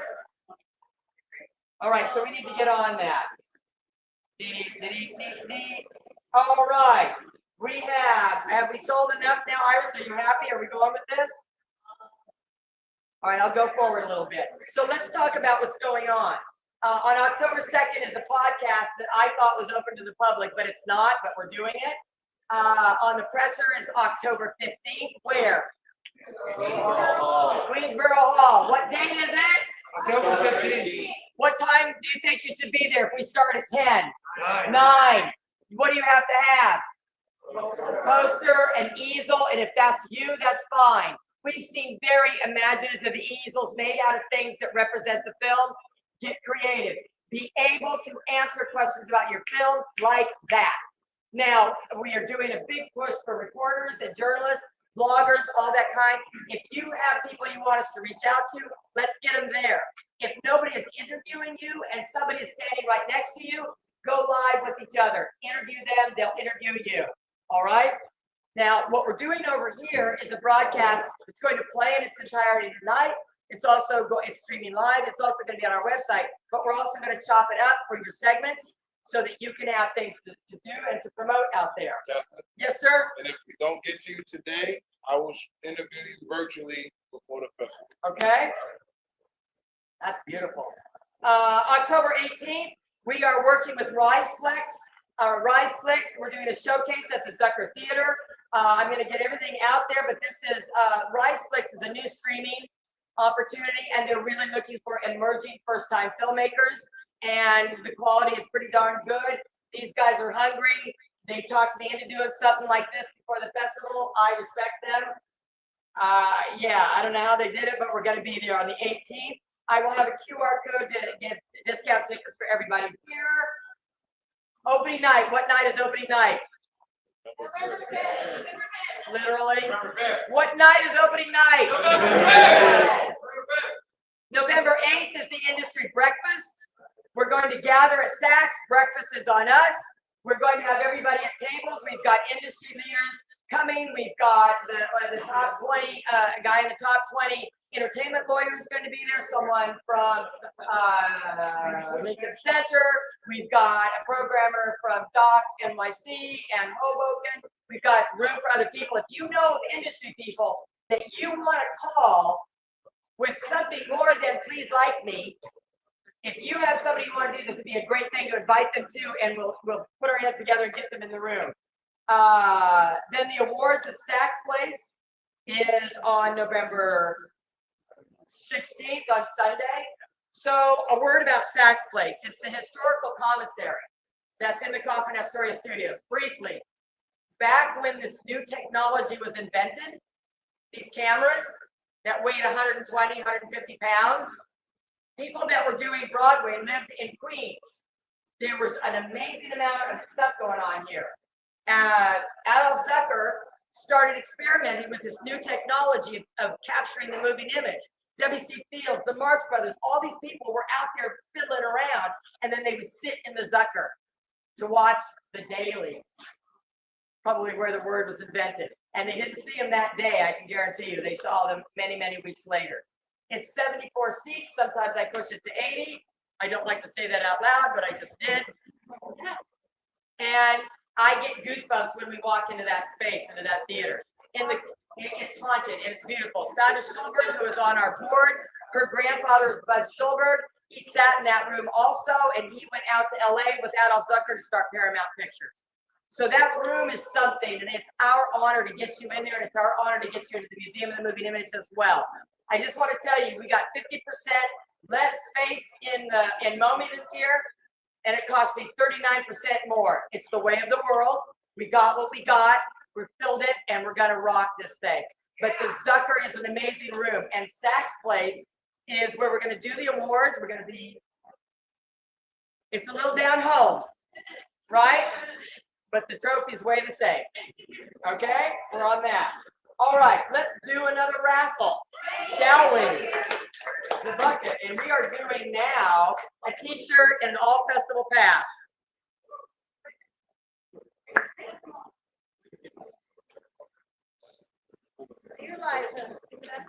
Where is the bucket? Oh my goodness gracious! Yay, you guys! Yay! We're almost done. Seriously, we're almost done. There's still very few tickets in here, so if you guys still want to be adding for final big one, you might have a big. You know what we're gonna do? I'm gonna end the beginning speech, and then we're gonna do some tickets, and then we'll see what we got. Festival pass next? Festival pass and a T-shirt. Okay. Oh, this is great. This is amazing. Thank you guys. Amazing. Okay, so for the all festival pass and the T-shirt, here's what's going to happen. You're going to show these wonderful people over here at the table that you have your ticket and you won. They're going to print out a label for a badge, just like we all have, and that is an all festival pass. And then you can pick your size of T-shirt from there. Okay, that's the deal. All right, so the winner is 866682. Yeah! Yeah!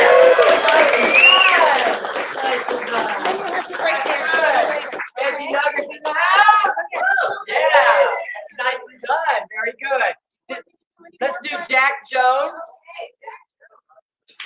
We didn't do Lockwood yet. You want to do Lockwood? Let's do Lockwood. Lockwood, We'll do gift Jack shop. Jones and Have you Sky guys Lockwood. ever been to a Lockwood? They are amazing. They're based in Queens and maybe even Brooklyn. Am I making that up? Here we go, here we go, here we go. Okay, yeah, Astoria, that's where we got this one from. This is a $50 gift card. Okay, so let me get to it.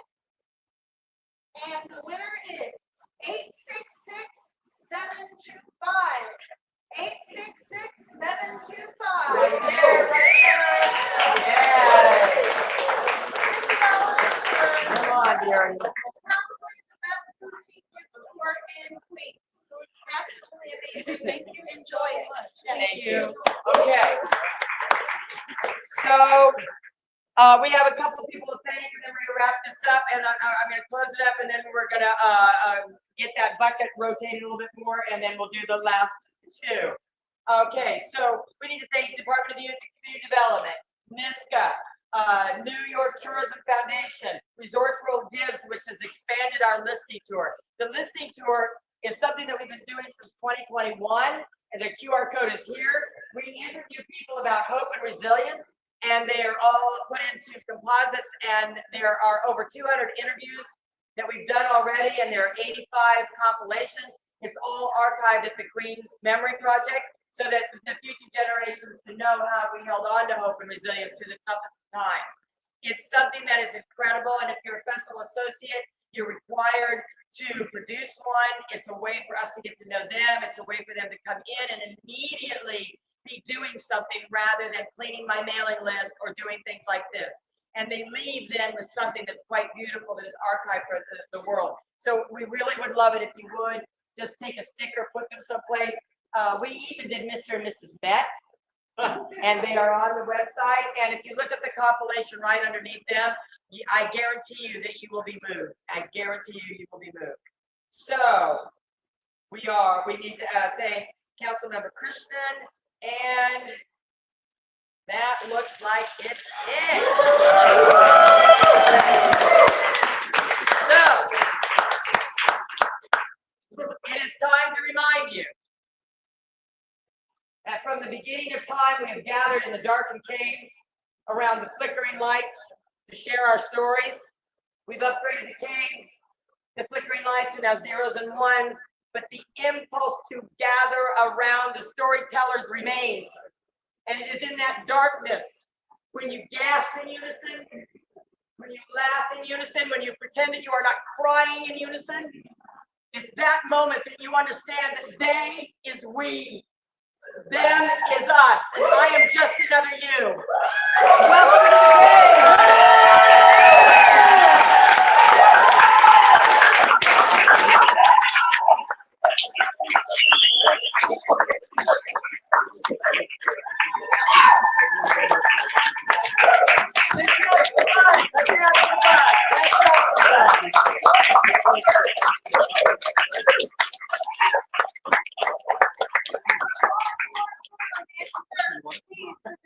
My God.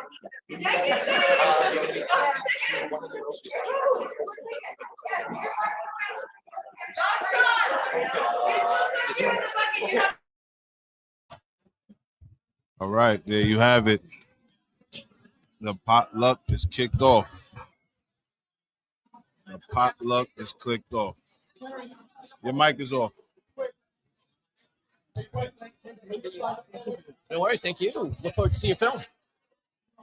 No worries. That was Catholic Cato from the Queens Royal Film Festival, pretty much announcing that the festivities have begun. So, Mr. M, before we get actual next filmmaker to interview, I'd like to know a little bit about you. Oh, yeah? Yeah, it's like we've worked together in the film festival, but outside of this festival, for being a board member, what else do you do? I know you're a producer. Pictures. We're gonna do pictures. Definitely a lot of activity still happening going on. Look at that. Yeah. Well, I produce live streams pretty often. I treat it like live television because that's what it is now. Television is transitioned to the internet. So I have a netcast network called iRant Network. It stands for Internet Radio and Netcast Television Network. So that's my company, Internet Radio and Netcast Television Network, LLC. I love how, like, no matter how much technology always improves, production always stays the same. Oh yeah, you gotta put everything into it, you know. And people trying to cut corners with AI right now and stuff, but I don't think that's gonna work. No, I don't think so too. I'm not a big fan of AI. I'm not a big fan of it, but they have a lot of work to do. They got a lot of work cut out for themselves, and like the kind of concept of the film festival where the grit and the grind comes through in the actual films, that will still be the case, even if somebody's using artificial intelligence. Yeah. Completely understand that. A little bit about me. As you can see, that Mr. M is a producer. I'm also a producer. I'm also dabbling into film. Get in the picture first. But I also teach science doing after school, and I do a lot of performative science experiments. Okay. When STEM in teaching the as house. well. STEM. Yeah, so it's like I'm always constantly active. Yeah, I did a lot of work in schools as well. That's one of the things Kathy and I clicked about, her being a youth advocate, me being a youth advocate. The light, not the camera. Sorry, guys, we're talking to the audience. And There we go. my I'm gonna shot hold is on to getting that messed and up. that. There you go. Look at that. So well, I'm going to be juggling a couple of things right over here in the meantime. We're trying to get some pictures going on. But no, I like how like you also have a little bit of education to it. It's like I'm sure that you seem like such a great mentor. Do you have any like mentoring stories? Any within production? Oh yeah, for sure. A few years ago, was it a few years ago? Was it 2 years ago? I think it was 2 years ago. Somebody I met at Trauma Dance, a young man named Anthony Curry. He's a young filmmaker, and I met him, and he was essentially a child then, running around the Trauma Dance Film Festival circuit. And yeah, it's a lot happening right here. Absolutely, there's a lot happening. I met him. We spoke. I sent him a link to my first film. He's a big fan of film.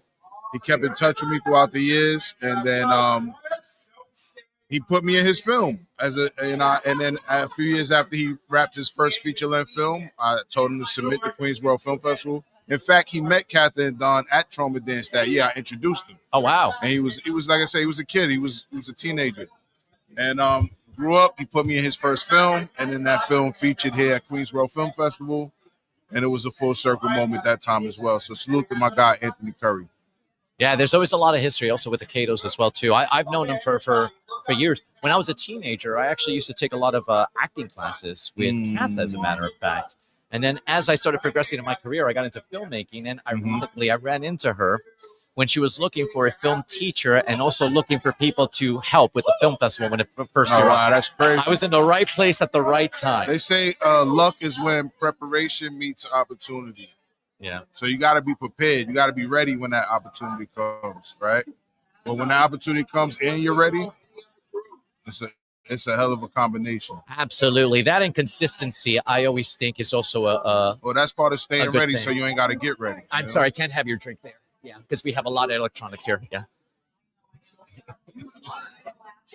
So we got a lot of filmmakers in the house. I think, we'll get somebody sitting there. I think Absolutely. I think we have our here. next filmmaker coming in right over here right now. So we're going to be introducing another new filmmaker who is going to be explaining us to our films. We're going to find out what their film is all about, where they're playing, who they are. And we're going to find out a little bit more information. And we're going to get started pretty soon. Right now, a lot has been going on. There's so many filmmakers here. We're going to try to get as many filmmakers that we can interviewed. And once we do, you're going to learn all about it. And we hope to actually see you at some of these screenings. So right now, we have a new filmmaker coming up. And let's see. So, hi, how you doing? Pleasure. All right. So, first of all, let's get a formal introduction of yourself. They got a bid with us, all right? There we go. How about right there? Look at that. I'm starting to like that there too. All right, we're back to production sets. All right, now we're back. Close. You get Close. cut off. There you go. There you go. All right, so please introduce yourself, your film, when, where it's played. Wow, that was two times. Go for it. Sure. It's a pleasure to meet you. My name is Matthew Summer-Choi. I'm coming back, and my film is titled Ordinary. So think of it like ordinary, but replace the O with an AU. Ordinary. And the film is about a man who believes everything he does, what his attitude, his behavior towards others is normal. It's considered accepted in the society norm, but how others from outside, from around him perceive it is ordinary. It's unusual. It's weird. So it's sort of, no matter how hard he tries to connect with others, it sort of shuns him from society. And but he's fine with it. He's fine with that way of life. You know, he's living life with no worries. You know, the Kuna Matata. I got to say, it's like I'm relating to this character in so many ways already. Oh, I'm so glad it does. Now, as you know, this year's our theme for our festival is all about connections, made, missed, or yearned for. Being that your film is all about, we want to learn about it more. How do you think your film connects to that theme? I believe it connects. I mean, it might reach out to a demographic who is maybe not socially. How do I say this?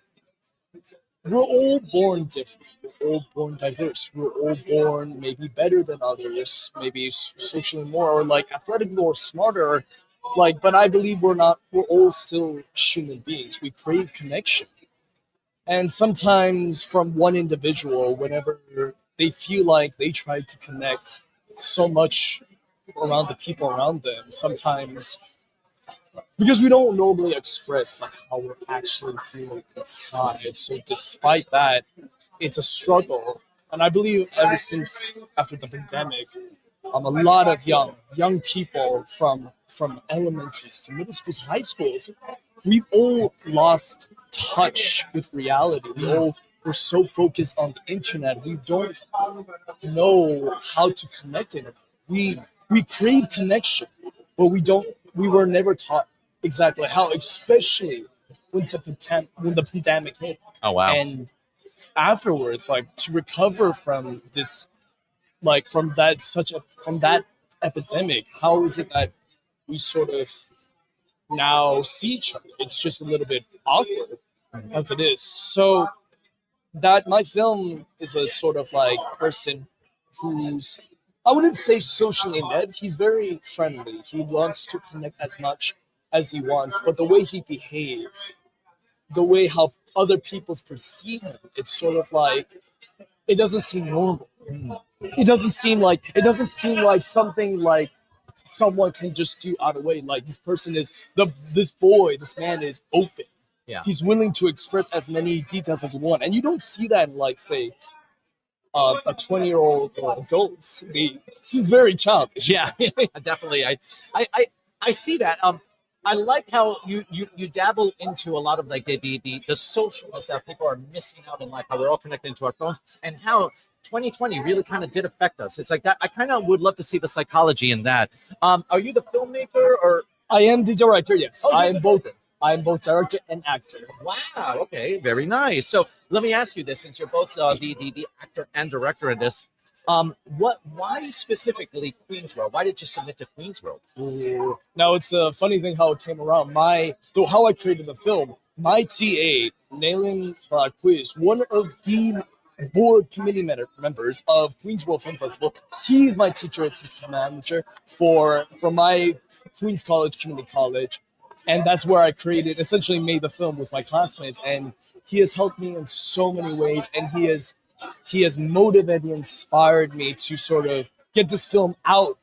And I sort of wanted to show this film to not just my classmates, not just my family. I want people to see me. I want people to see who this character is and sort of like maybe understand who this character is. I like that. I like that a lot. Is this your first film? Yes, this is my first film. I currently do not have it on YouTube, but I believe after, you can expect tomorrow or Monday, I will have the film up on my YouTube channel. Not the film, the trailer, you mean, right? Sorry? Not the film, the trailer. Oh, the trailer. I don't have a trailer. Oh, trailer. okay. Walk us through that. I could just work on the trailer. Yeah. Walk us through that. How did you not have a trailer, man? I was busy sort of re-editing my film before like I could focus on anything else, and I also worked on classes and also doing personal activities such as workouts. So it's sort of like I'm jabbling around and I can't really multitask. But it's great that you mentioned that because I should. Yeah, don't put the film on it. They don't have no reason to come to the screen. It's fair. Put the trailer, man. Thank you. Thank you so much. Let's get them in the building. When's your screening? When's your film block? My screening is going to be in November 11th in the KS Zukar Theater.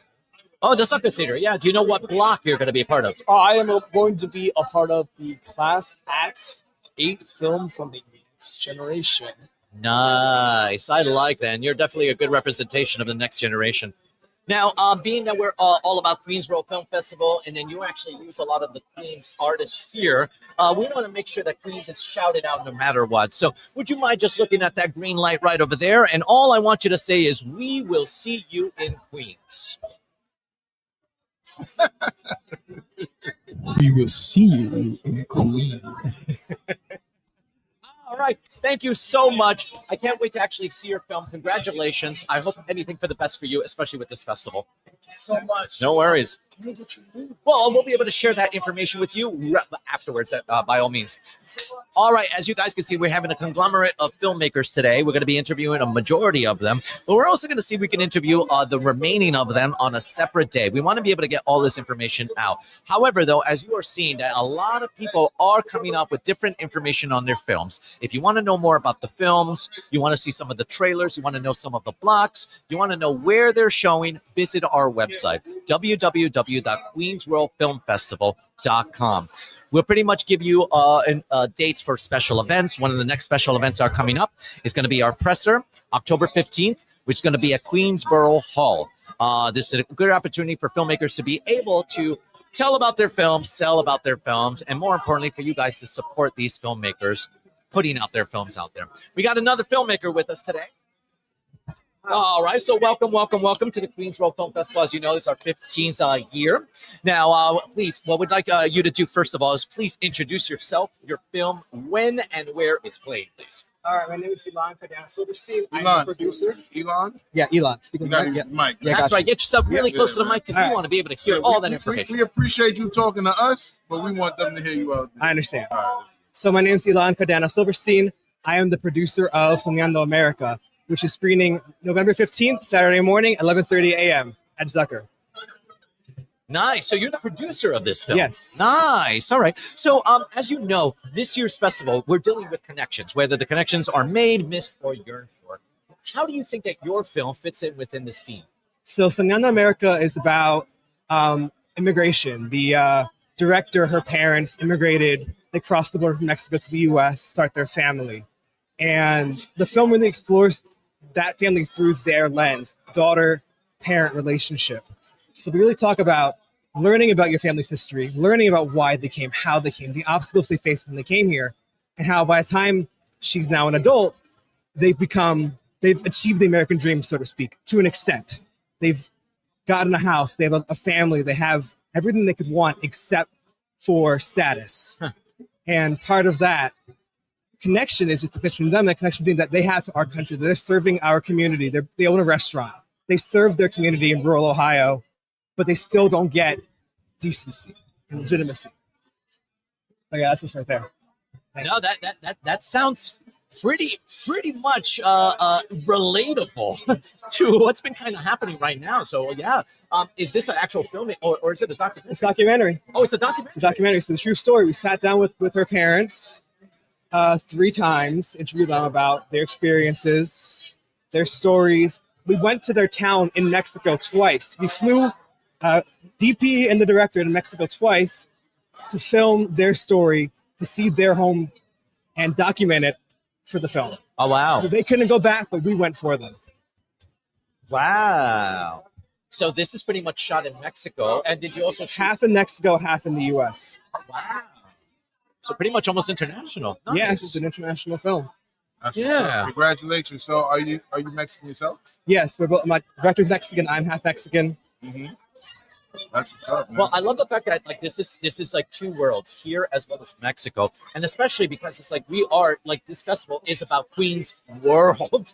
So I like how you're uniting it. There's so much of an audience that'll probably be able to relate to this story just in Queens alone. Yeah, And- we made it last year, and I mean, for better or worse, it's aged well. It scares me sometimes rewatching Excuse me, it. I feel like an old person when somebody says they're old and they just turned 30. You said the film aged well, but you finished it last year. And it's just there's been so much, and this topic especially has changed in the last year. We made it That's thinking true. There's a lot that changed, but the film, that's a young film, man. still has plenty of room to grow, I'm Yes, sure. Yes, absolutely. Scary to say. So why consider submitting to Queens World Film Festival? That's what I'm curious about. I'm returning, actually. I screened here during COVID. Oh, wow. I've known Don and Katha for a long time. I was their student once in public school in the city here. So I've known them for a long time, and I know this festival is different. This festival is special. What school? They taught me, they were at Henry Street Settlement at the time. We were at University Neighborhood Middle School, the Lower East Side of Manhattan. Okay. I was there. They saw me. They got me on this path to begin with. So Right. I was wonderful being back. So you were one of the students when Katha was working with Henry Street Settlement? Yep. I did a training up there with the staff one time. So I came to that building. It was like community center. Yeah, 220 Henry Street. Yep. Yeah. I actually used to also be a Henry Street Settlement student as well in urban youth theater. So Wow. so They yeah, do that great a lot work of there. history here. I They like do that. great work at Henry Street. Yeah. So what now that you're in the festival and this is our second time, what has your experience been like being part of this festival? It's incredible. This is a festival. I said to my director that it's different here. They do it different here. It's really they show how much they care about you. They really engage with not just the filmmakers, the community, everyone. It's really incredible the amount of effort that they put in, and then how much you get out of it for just engaging with it, for going to the screenings, for seeing people, meeting the people, having a mixer like this, which is just incredible to see so many people outside tonight Right. talking film, celebrating each other. It's Yeah. beautiful. It's really no other festival I've screened at has had this experience before. Right. It's beautiful. Well, I'm gonna ask you to just for production's sake, you empathize with me, you're a filmmaker. Yeah. Say that again while I'm not messing the screen up with the transition. It's all good. This is a special festival. The way to engage with just the filmmakers, the community, and everyone who cares about film is beautiful.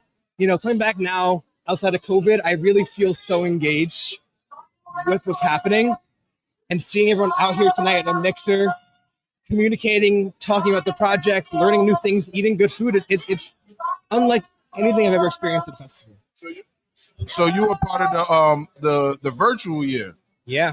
Wow. How did you feel about being part of a virtual film festival that year? What was the experience with it being virtual? It was crazy. I don't remember it that well, to be honest with you. That whole year is just like I tell everybody that the whole pandemic was a blur. Yeah, that's same If here as you a ask brain me, like, fog. where were you May 2020? I don't know. Exactly. I don't know. Good question. I wish I knew. Yeah, exactly. Well, let me ask you one last thing, because like your film sounds so interesting. I'd like to learn more about it. Is there a website, social media? Where can we find out more about you and the We have film? an Instagram, Soñando America Official. No, Sonando America Official on Instagram. Nice. We have another trailer up there, our second trailer up there. And we have some posts from other festivals, some crew photos, so you can learn some of the crew. Our crew is incredible. Please look at their bios. Shout them out. We will. There you go.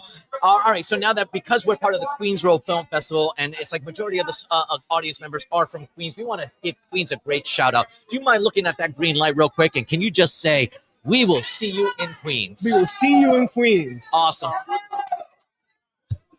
We will see you in Queens. My man, thank you. Beautiful. Thank you so much. I appreciate all the information in your film. Look forward to seeing you on Shout out Henry Street again. There you go. Shout out Henry Street. Henry For real. Street. Anyone who knows Henry Street, if you know, you know. All right, we have a lot of filmmakers here talking about all of their films. And we're gonna get another one after we play this trailer for this film. Let's do that as we get this next film. Yo quiero que la gente sepa que venimos aquí por un propósito, por un sueño, por una familia. La niñez de uno fue simplemente trabajar. Teníamos que trabajar duro todo el tiempo. Cruzar la frontera fue un poco de a qué nos hemos enfrentado. Yo quiero que la gente sepa que venimos aquí por un propósito, por un sueño, por una familia. La niñez de uno fue simplemente trabajar. Teníamos que trabajar duro todo el tiempo de la cosecha. Cruzar la frontera fue un poco de nervios. No sabíamos a qué nos íbamos a enfrentar, cómo íbamos a cruzar. Yo nunca llegué a pensar en si me iba a venir o no. Yo pienso que batallé un poco con las dos niñas. Ellas dos fueron las que sufrieron más. Fueron unos años difíciles para nosotros como pareja, para ellas dos como niñas. Ellas tenían que estar con nosotros en el restaurante desde que se abría.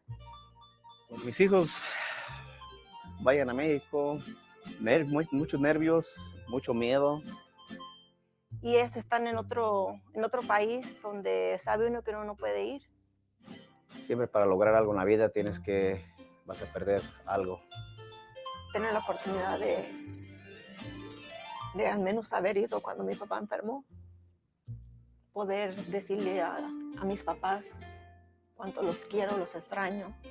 Y lo que más extraño, pues sí, son mis padres. Yo qué más daría por tener tenido la oportunidad de haber ido cuando ellos estaban malos. Los inmigrantes no son personas malas. Todos venimos con un sueño.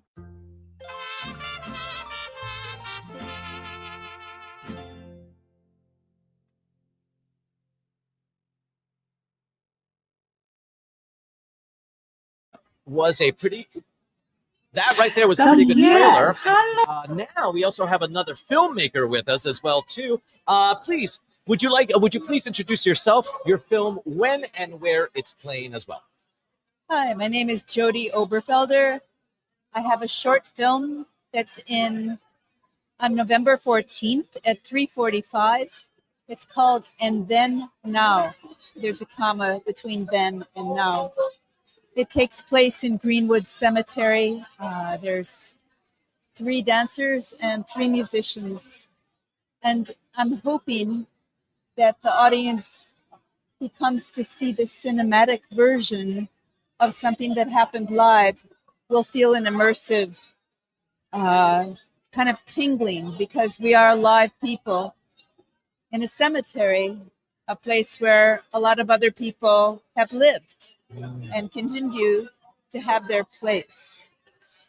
I'm going to be honest with you. You had me at cemetery. So now, as you know, this year, our theme for our festival is about connections, whether it's made, missed, or yearned for. And we know that each one of these films were chosen for a specific reason. How does your film fit to the theme? What's the best way to describe it? I think we're in a place right now where we have to treasure living and living in the moment, and knowing that we have this brief parentheses around our lives. This goes beyond politics. It's like, what do we do in this parentheses? I'm hoping that imagining new futures has to do with reflecting on your future, that you're going to be dead sometime, and you might as well cherish and sensorially take in everyone and everything in relationship. It's funny you say that, because speaking of like politics not really controlling our life, you know, I was just thinking this recently. It's less about what people say they believe and what they do, right? What do they do with their life? You know, everybody can say they believe this, or they're on the right or the left or whatever, but it's really what you say. I mean, it's really what you do. Excuse me. It's really what you're doing with your life, right? Well, it's really also what you make and what you make of life. I think all artists have a desire to reflect back to the people who are participating in viewing or going to theater or listening, a way to connect with your community. And I use dancers because it's beyond words. I would say this is non-narrative, my film, but I think it has a pace that's slower than this world we live in right now. So it's somewhat reflective. Cemeteries in general, I mean, Greenwood Cemetery in Brooklyn is one of the most beautiful places on earth. And we're not being disrespectful by having something very much alive there. Yeah. So the film captures this kind of effervescence of being in a body. Oh, look at that. Wonderful. Yeah, I like how you're able to find the beauty and life within a cemetery. Yeah. That's very poetic. I like that. I love the monument idea Yeah. that we as human beings are also living monuments. We are born in a certain time. We get, you know, we get what's given to us with our genes, where we're born. We have a chance to develop and become whole human beings. Where was this shot? Where? Yeah, where was it shot? Well, Greenwood Cemetery. Well, you're looking at rehearsal footage right now of Michael.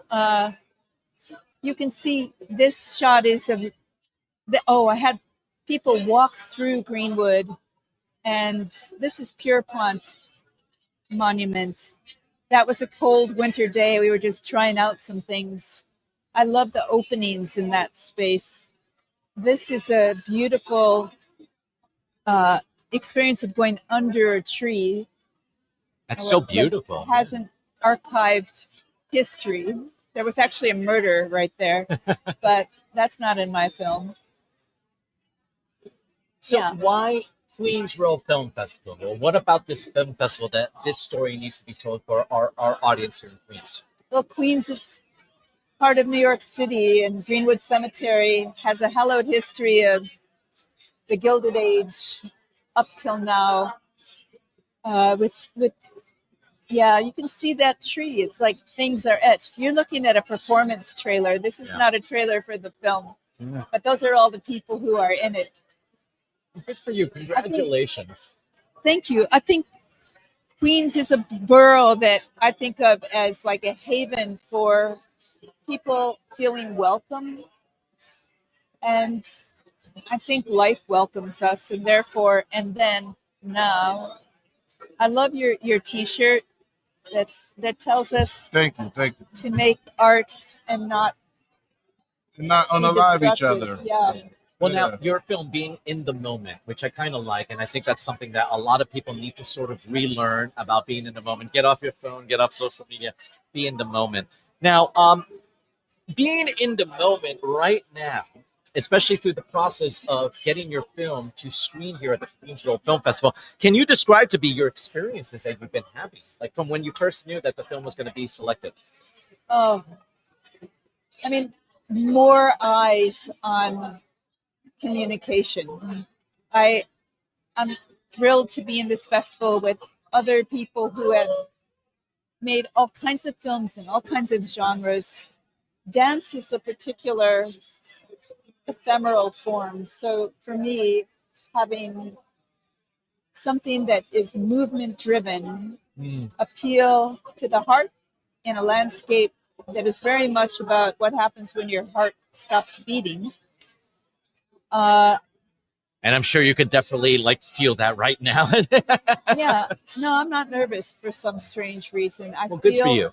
I'm around colleagues and other working artists who have a chance also to be with others and share your form that you've made. I do live stuff. So for me, concurrently, I've always made art that is lasting via film. Dance film is kind of a niche. There's not a huge audience for it, so I'm really glad to be grouped in this festival with other kinds of films. That it's not just a dance film festival. It's really a film that has to do with just the people I've talked to today. A piece about neurodivergence. Yeah, very cool Is people. this your first film? No, this is about my 15th film. The 15th film. Oh, wow. And this is the 15th Queens World Film Festival. Have you ever participated in Queens World Film Festival before this year? Yeah, a film I made in 2007 called, is that right? Yeah, I think so. Come Sit Stay. It actually had 3 words, come sit stay, and I worked with a cinematographer who was trying to pull out of me a narrative. Like, what are you thinking about? Why are you making this film? And at that point I was really mad at one of my dancers for breaking up with someone. And she kept pulling and pulling and pulling narrative ideas out of that. I said, yeah, he treated her like a dog. So the piece has a kind of violent beginning, and this person's dog is featured in the film. So it's about how you treat people. And she basically just says, stay, and leaves him behind. Yeah. So, what was your experience at Queens World Film Festival in the past? Unfortunately, I was on tour with a live piece and did not get to attend any of these amazing events. And if this is an example of the community building that you're doing here, Yeah. I'm all in. It's pretty great. We're happy to have you. We're happy to have you. Yeah, I'm really happy to have a badge. Oh yeah, show it off. Show You're it an off. official filmmaker now. You know, I saved these. I don't know. I do too. Same here. I have, yeah. I have I just- everyone I've had. Yeah. I just I have think over 15 now. it's pretty great to see your name and a place and a date. I'm really glad you put the year, because sometimes you're archiving your stuff and you're like, but what year was it? You kind of know, but yeah. Well, where else can we find out about your film? Is there a social media that you'd like to share where we can find out more about you or your film? Yeah, my social media is at Jody Ober, Ober, JODYOBER. I have a website, Jody Oberfelder Projects. And your social media is on Instagram? It's Instagram. And Facebook is Jody Oberfelder Projects. Amazing. Unfortunately, my Jody Oberfelder Projects Instagram got hacked in May, and I have no access to it. So Yeah. We've all been there. Anybody Not me. who's going to look at my Instagram will see a blend of who I am as a person with who I am professionally. Well, there you And go. You know what? It's one of the same. At this point, you're Yeah. being in the moment, just like your film. So now, being that we're also Queens World Film Festival, and our audience are going to be all about Queens, we want to make sure to give Queens a shout out. Right there on that green light, can you just look at it and just say, "We will see you in Queens"? We will see you in Queens at the Queens World Film Festival. I love that. That's the best one so far. Amazing. I love Thank that. you so much for your kind words and telling us more about your film. So, folks, if you guys want to see more information, feel free to visit our website. You'll be able to see a lot of the trailers, find out when and where all the films are going to be premiering and featuring, and as well get to relate with some of the filmmakers who actually might be there. So thank you once again. We really appreciate it. Now, we're going to also talk to other filmmakers who are going to be explaining it to it, but just a reminder, Queens World Film Festival is turning 15. It's not our 15th annual. It is our 15th year. 124 films from 17 different nations in 17 days, 3 screens, 2 venues, and of course, you, the audience. The theme and connections. Once again, the theme is Connections Made, Miss, and Yearn For. Our festival will be premiering from November 5th through the 15th at the Museum of Moving Image and at the Kaufman Astoria Studios. 31 different blocks of interesting, challenging, exciting films from around the world and around the corner. So feel free to go to the website, look at the different blocks. We have several blocks, all with different themes. Find your favorite theme. You'll probably find a lot of films that not only can you connect with, but you can also relate with. So we are back with a new filmmaker. So hello. So before we get started, I would love for you to please introduce yourself to our audience. Tell us about your film, when and where it's also playing. Okay. And make sure the mic is at you at all times. Yeah. Okay. All right. I'm Quinn Tomshow. My film is Are the Stars Alive? And it's playing in the first block on opening night. I don't think it has a specific title except for the Connections Made, Missed, and it's Connections Made, Missed, and Yearned For. Well, yeah, Okay. that's all the of it, theme. though, Yes, right? that's Yeah. the theme. Okay. We're going to be getting to that too. So I'm kind of glad that you brought that up. But I believe your block is, it's opening night. So yeah, you're part of the actual theme itself. So nice, congratulations. Thank you. So you're one of the very few lucky ones to get your film screen opening night. And it must be such a trip to know that your movie is actually going to be premiering inside the Museum of Moving Image. Yeah, How does that no. make you feel? It was like when I found that out, I was incredibly excited because I remember going to MoMI many times, and then I also remember going and seeing a screening there. It was actually of like the very, very old Dracula, and I remember watching it, and I was with Bela my friends. Lugosi. Yeah, and I was like watching with my friends, and I was like, oh, I hope that I like make a movie one day that gets to screen in a place like this. So it's pretty amazing, actually. Talk really, about manifesting. Yeah. Yeah. No, it means a lot. I'm just happy people get to see it, and I'm really thrilled that it's on such a beautiful screen and in a museum that I really love. Well, congratulations. That's an honor right there. Now, obviously we did you're pretty much, your block is the theme of the show, of the whole festival itself, connections, missed, made, and yearned for. Now, how does your film relate to that specifically, that you are pretty much the actual theme of itself? That's a great question. Well, I can go a little bit about what it's about and maybe how it's connected. So the film was inspired by this female astronomer, Maria Mitchell, who is from the 1830s. Most people don't really know who she is. She was actually the first astronomer in the United States to discover a comet. But again, I think like women in history, especially in astronomy at that time, like not really well known, not really like paid attention to. And the film is about, I mean, her sort of discovering things about herself in the sort of like greater world, asking a question and seeing it outside, making that connection to herself, to the universe. But then also the technique of the film, I made it by, it's actually shot on 35 millimeter, and I hand colored each frame individually. So wow. The reason for that is because in film history, when color film didn't exist and Méliès was making these movies, the people who were hand coloring them were hundreds of women who were not known. So there's that, I mean, maybe missed and yearned for. It's like women who are unseen and who like need to be, you know, the world needs them. It's almost like a yearning for that connection. Yeah. Well, good on you.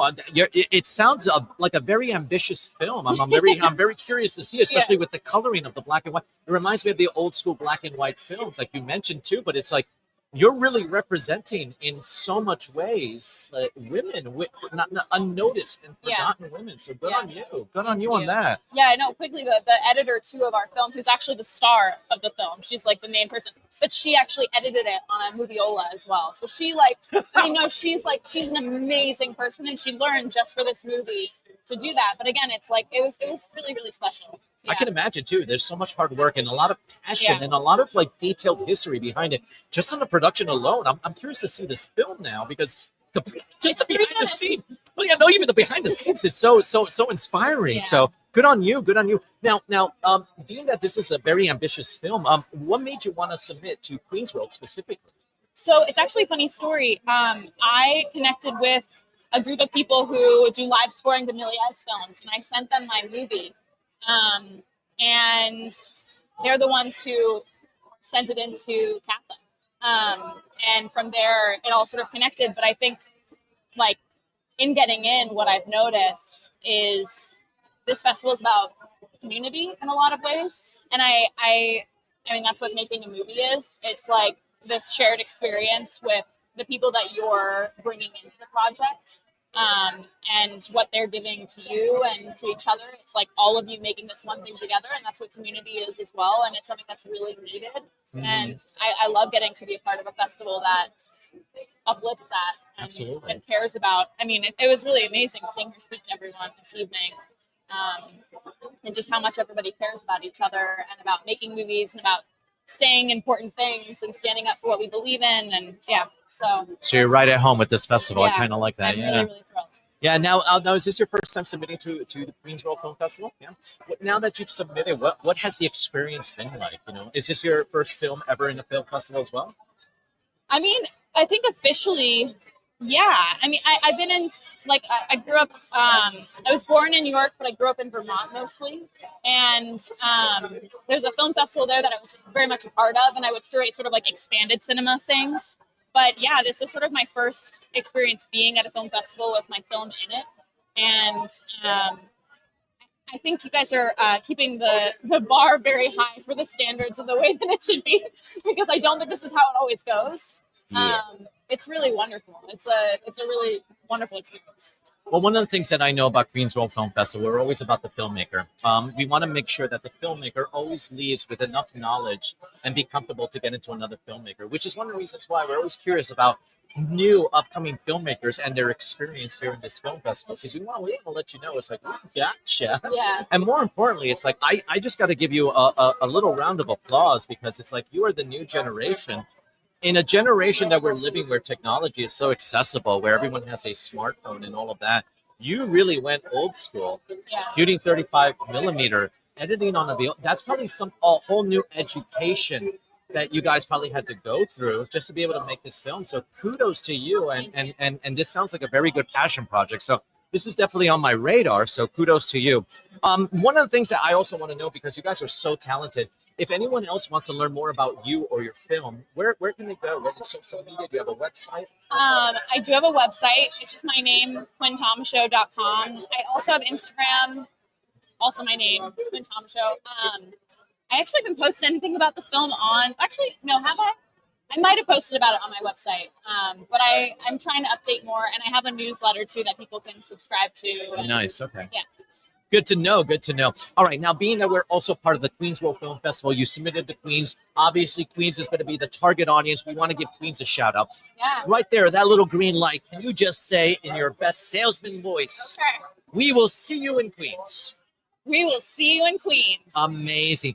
Thank you so much for this interview. Congratulations once again. I can't wait to see your film. So once again, everyone, this is our filmmaker right over there. Our dates are from November 5th through the 15th. We're going to be at MoMI. We're also going to be at the Cop in Astoria Studios, but her particular film is going to be opening night at MoMI. So once again, thank you so much. Thank you. All right, we're going to try to get another filmmaker to talk to us really quick, but just a reminder, let's give a thank you to our venue partner.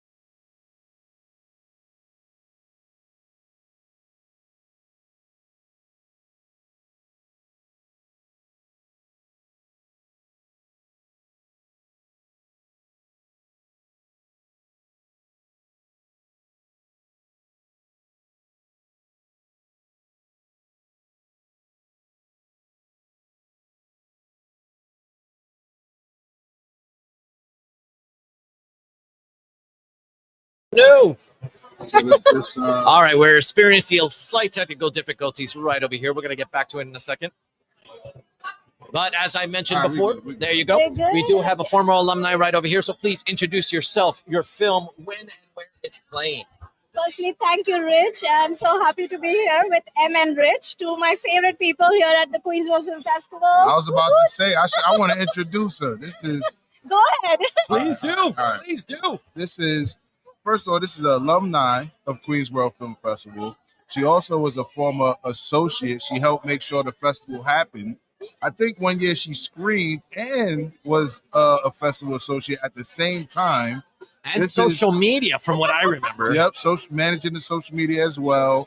Just filling in all of the gaps. Just a really genuine person, a hardworking person, superwoman herself.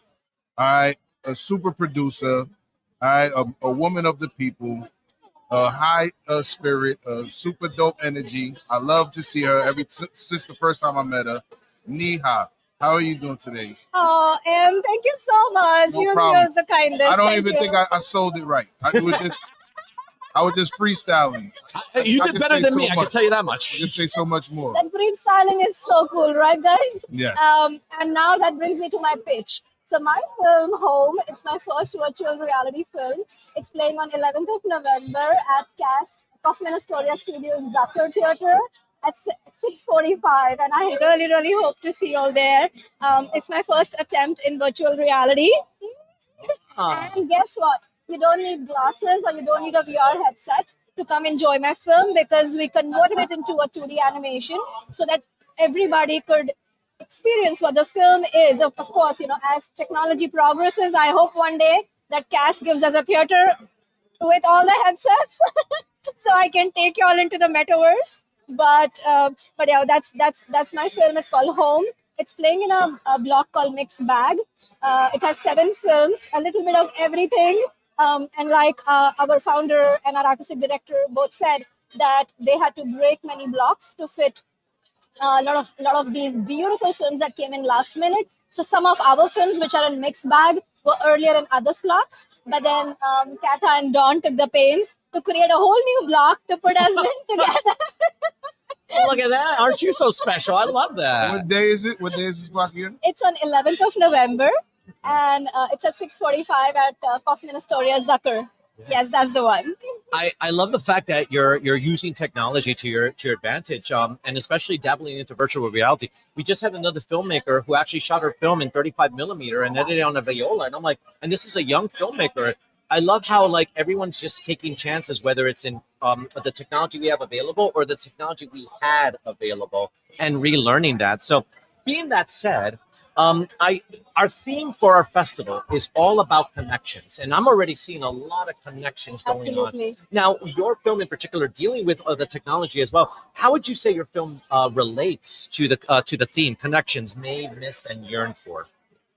Rich, firstly, I'll just like to add to what you said about how we as filmmakers are dabbling into newer forms or the older forms. I myself dabbled with 16mm Nice. as well. Hopefully next festival I'll bring it. Yes.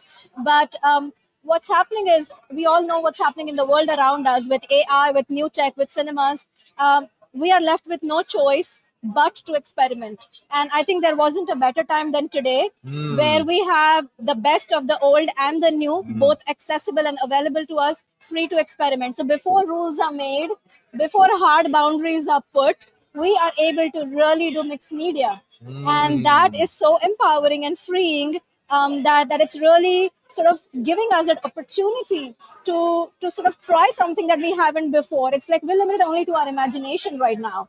And to your question of Connections. yeah, about connections. So my film is based on a poem.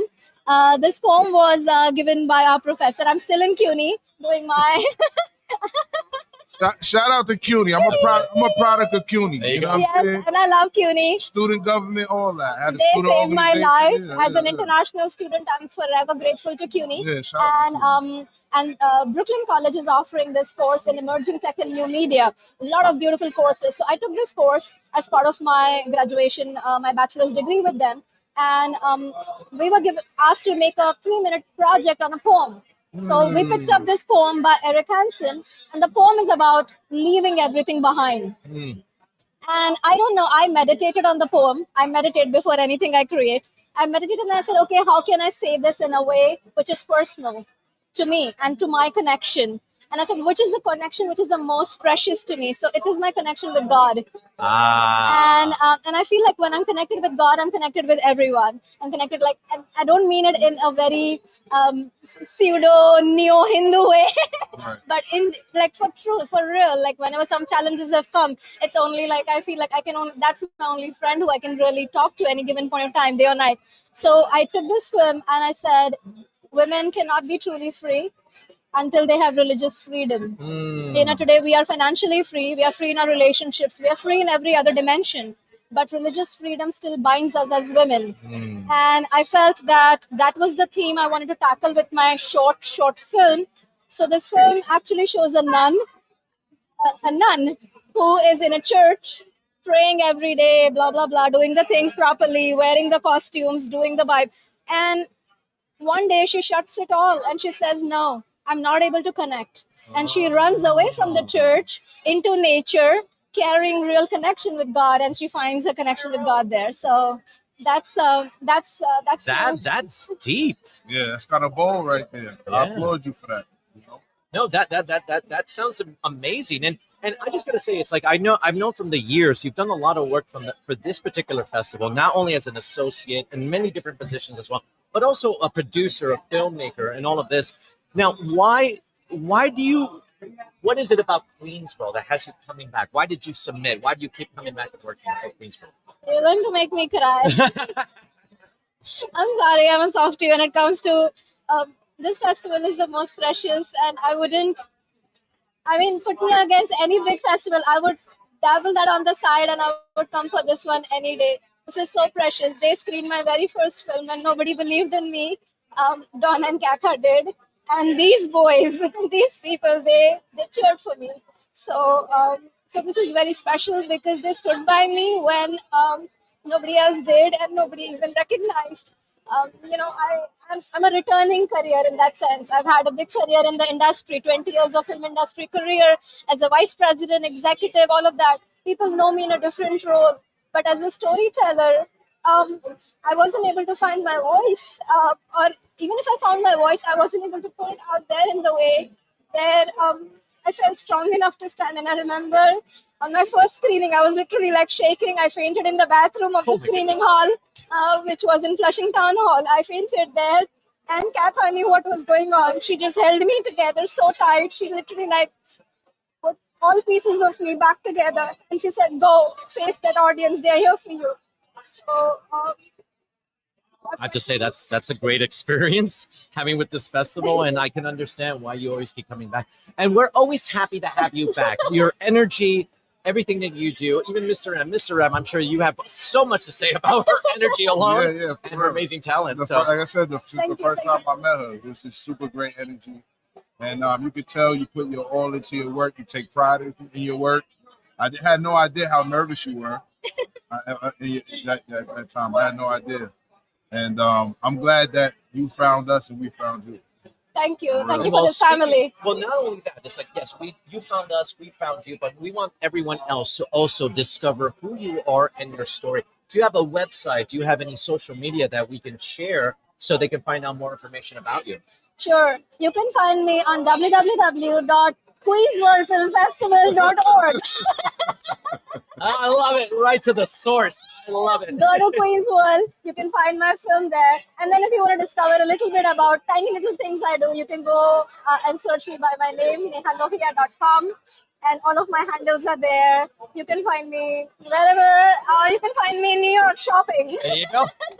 All right, well, let's go back to Queens because we're Queens World Film Festival. We're going to be all about Queens. We're going to be sharing these stories with Queens residences. So we want to give a shout out to Queens. Right by that green light, right where you see that green light right there. Can you just say, we will see you in Queens?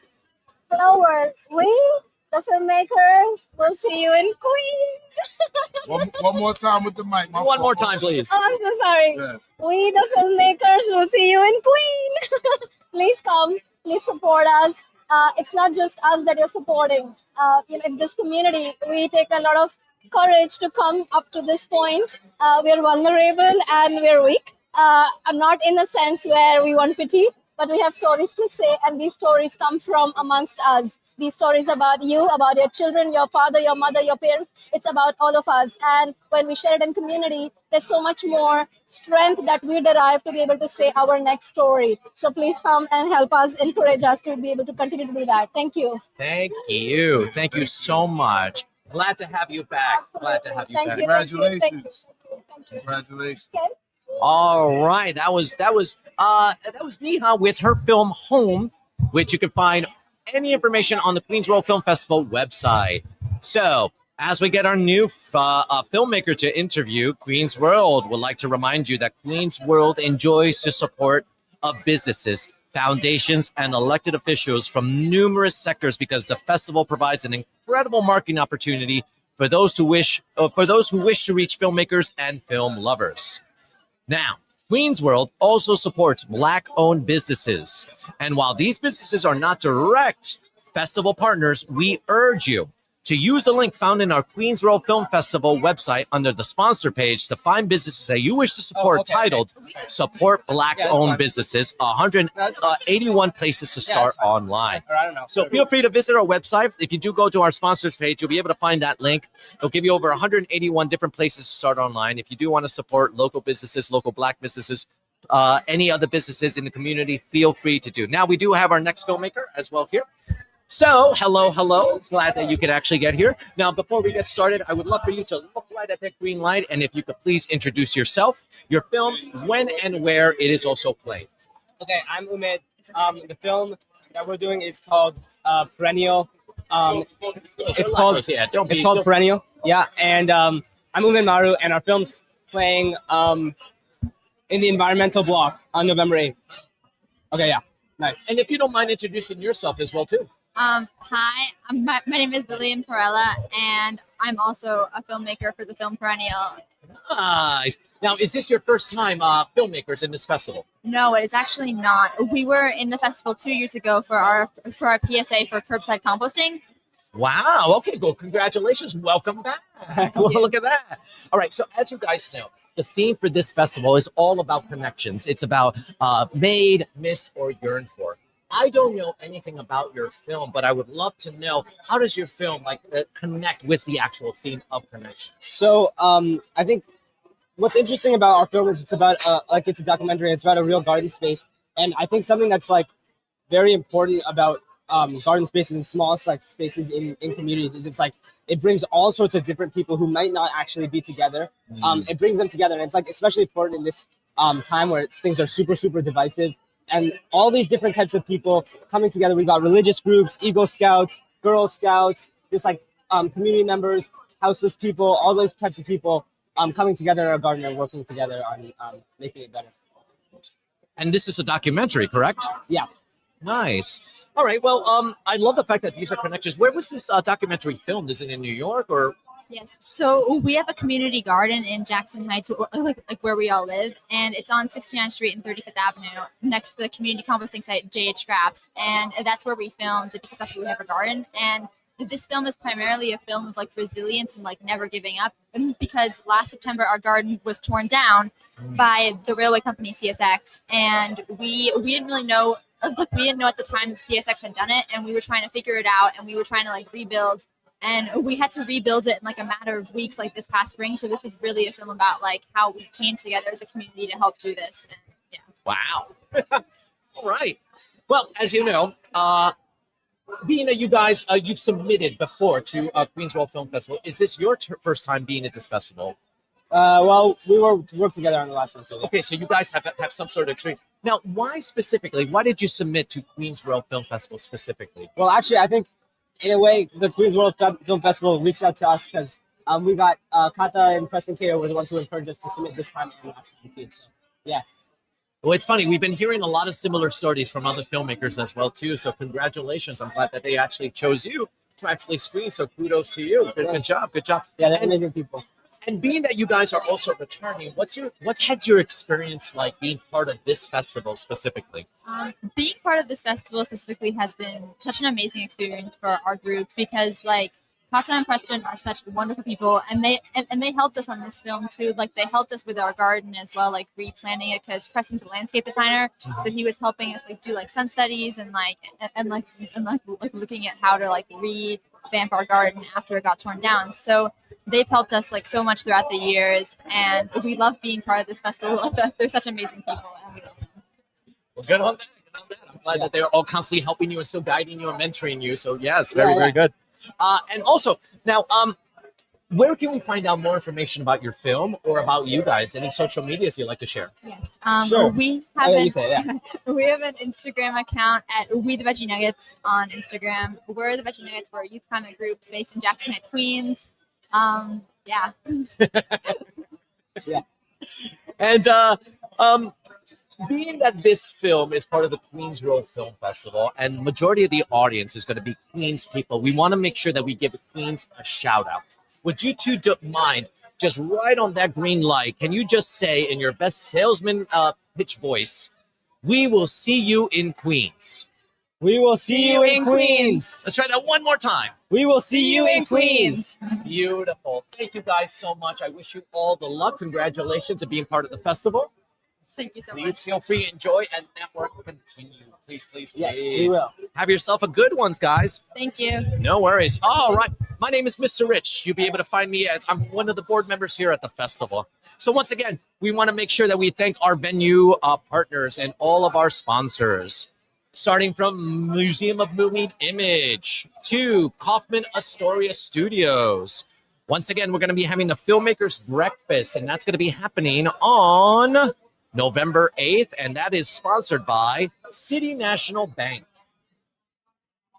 All right, we have a couple more that we want to be able to thank as well, too, from our media sponsors, which is going to be QNS, as well as the Queens Chronicle. We're also going to be doing It's in Queens. And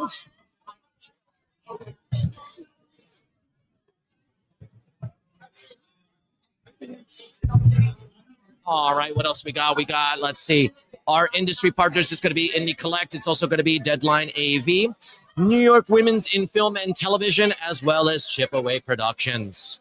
Our hospitality partner is going to be Sax Place. Sax Place has been our constantly going on, has been one of our sponsors that are constantly been happening. We also have some community sponsors as well. Our community partners are going to be Astoria Bookshop, the New York City Department of Youth and Community Development, Jackson Heights Beautification Group since 1988, New York City Football Club, Lockwood, 34th Avenue Open Streets in Jackson Heights, Jack Jones, the Irish Gastropub, Toodles and French, Shikar Krishna City Council, Partnership for After School Education, and Queen's Memory. All right, so we have another filmmaker here with us today. Great. So glad that you can join us. Now, before we get started, that little green line right over there, what I'd love for you to do is to please introduce yourself, your film, when and where it's playing. My name is Samantha Light. My film is The Situation, and it is playing at the Kaufman Astoria. Well, look at that. Well, I think it's Friday the 14th. you think? All right. Well, we're going to be finding out pretty soon, I'm so an no worries about that. artist. So that's okay. You can find out more information about it in our website as well. Now, as you know, with Queens World Film Festival, we always have different themes. This year's themes is all about connections. Made, missed, yearned for. How does your film fit within that theme? Question. Very interesting question. My film, The Situation, is essentially all about connections. It's a story about two detectives having a conversation with a young man about a mass shooting. Really? And it kind of boils down to a really in-depth conversation about personal responsibility and how we view each other in the world and what our part is, in the bigger picture of things. So my film is really, it's about a tragic event, but it's also primarily about connection, about what we're missing as human beings and how we miss each other in passing and how these things explode into moments that are, unnecessary and more an emotional expression of something that's not said rather than something that needs to be said. So my film is a lot about connection. The connective tissue between where we are and what we want. I'm kind of loving the fact that this is the theme for this year's festivals because a lot of people have just the connections, the different descriptions in their films about connections has just been a little bit awe-inspiring. So I'm and especially nowadays because we're so divided, I think it's like this is a great theme to start bringing people back. Yeah, very much so. I think it's one of the most pivotal things that are missing in our human connection nowadays. I think cell phones, as much as they're advantageous, I think they're kind of petrifying our human relationships. We've indulged in hiding in them instead of being visibly uncomfortable in front of people, which is what we need to do because it's how we feed ourselves as human beings. Human connection is what we're born for. Without it, we are starving. We're starving for a lot of things, and it ends up just becoming a plague of sorts where we lose ourselves. We lose each other. We lose ourselves in a little screen, and we forget to just connect with, everybody. Just the simplest act of saying hello and good morning to people in the street, whether you need them or you don't need them or you know them. Just that human connection has been lost over, since I was a kid, the invention of that. So I think it's part of the biggest cyclical problem with humanity right now is that we're missing that connective tissue between each other as human beings. Yeah. Wow. I like that this is also very inspiring as well too. It's like it's making me feel like it's like are we healing? Yeah. Well, that's how we get inspired. We need to talk to one another. we need to share how we feel with one another, whether we like it or whether we don't. Is not really the point. Just the sharing is the point. And of course, we're all going to be uncomfortable and comfortable with certain things, but part of being a human being is reaching out to other human beings, and whatever that is. Dialogue, conversation, I think, is a dying art. Now, is this your first time submitting to Queensboro Film Festival? Yes, it is. Why did you want to submit to this particular festival? Well, in researching festivals, firstly, I really wanted to research festivals that were in New York and that I could attend because I wanted to participate, in an actual human way. But I also researched the festival, and I realized that they're not only influential in the industry, but they're also really brave with the content that they choose. Like they don't choose general content. They're not really generic kind of a festival. And I did a lot of research before I submitted to any festivals. And this festival had a really great reputation as far as industry standards and also just independent artists, where they were brave enough to pick up subject matter or things that weren't necessarily appropriate or politically correct. And they were brave to kind of put stories out there that weren't necessarily, that kind of made people uncomfortable. Oh yeah, I know in the past there were like several films sometimes that were banned in their own country. Yeah. Yes, and they would have to find ways to sneak the film out of their country just for this festival. So I completely agree. Yeah. One year, the woman who made a film, I forget which country she was from, but I believe it was in Arab country, but she was in jail. Yeah. Amazing. Because of her film, I believe, right? And then they played her film here while she was in prison. It's amazing. For telling the truth. Yeah, exactly. Well, and I think just as a culture, we're so protective over this idea of being a community rather than actually participating in what needs to be said, what needs to be protected to become a community. I think we're so much more prone to kind of placating ideas and this idea of inclusion and this idea of being all inclusive when we lose the actual meaning of that, which is just being inclusive with ideas, period. Right. Whether or not we agree with one another is really not the end result. If we destroyed all philosophers and all artists prior to this day, we would have no philosophies that we could actually identify with in the first place or fight for.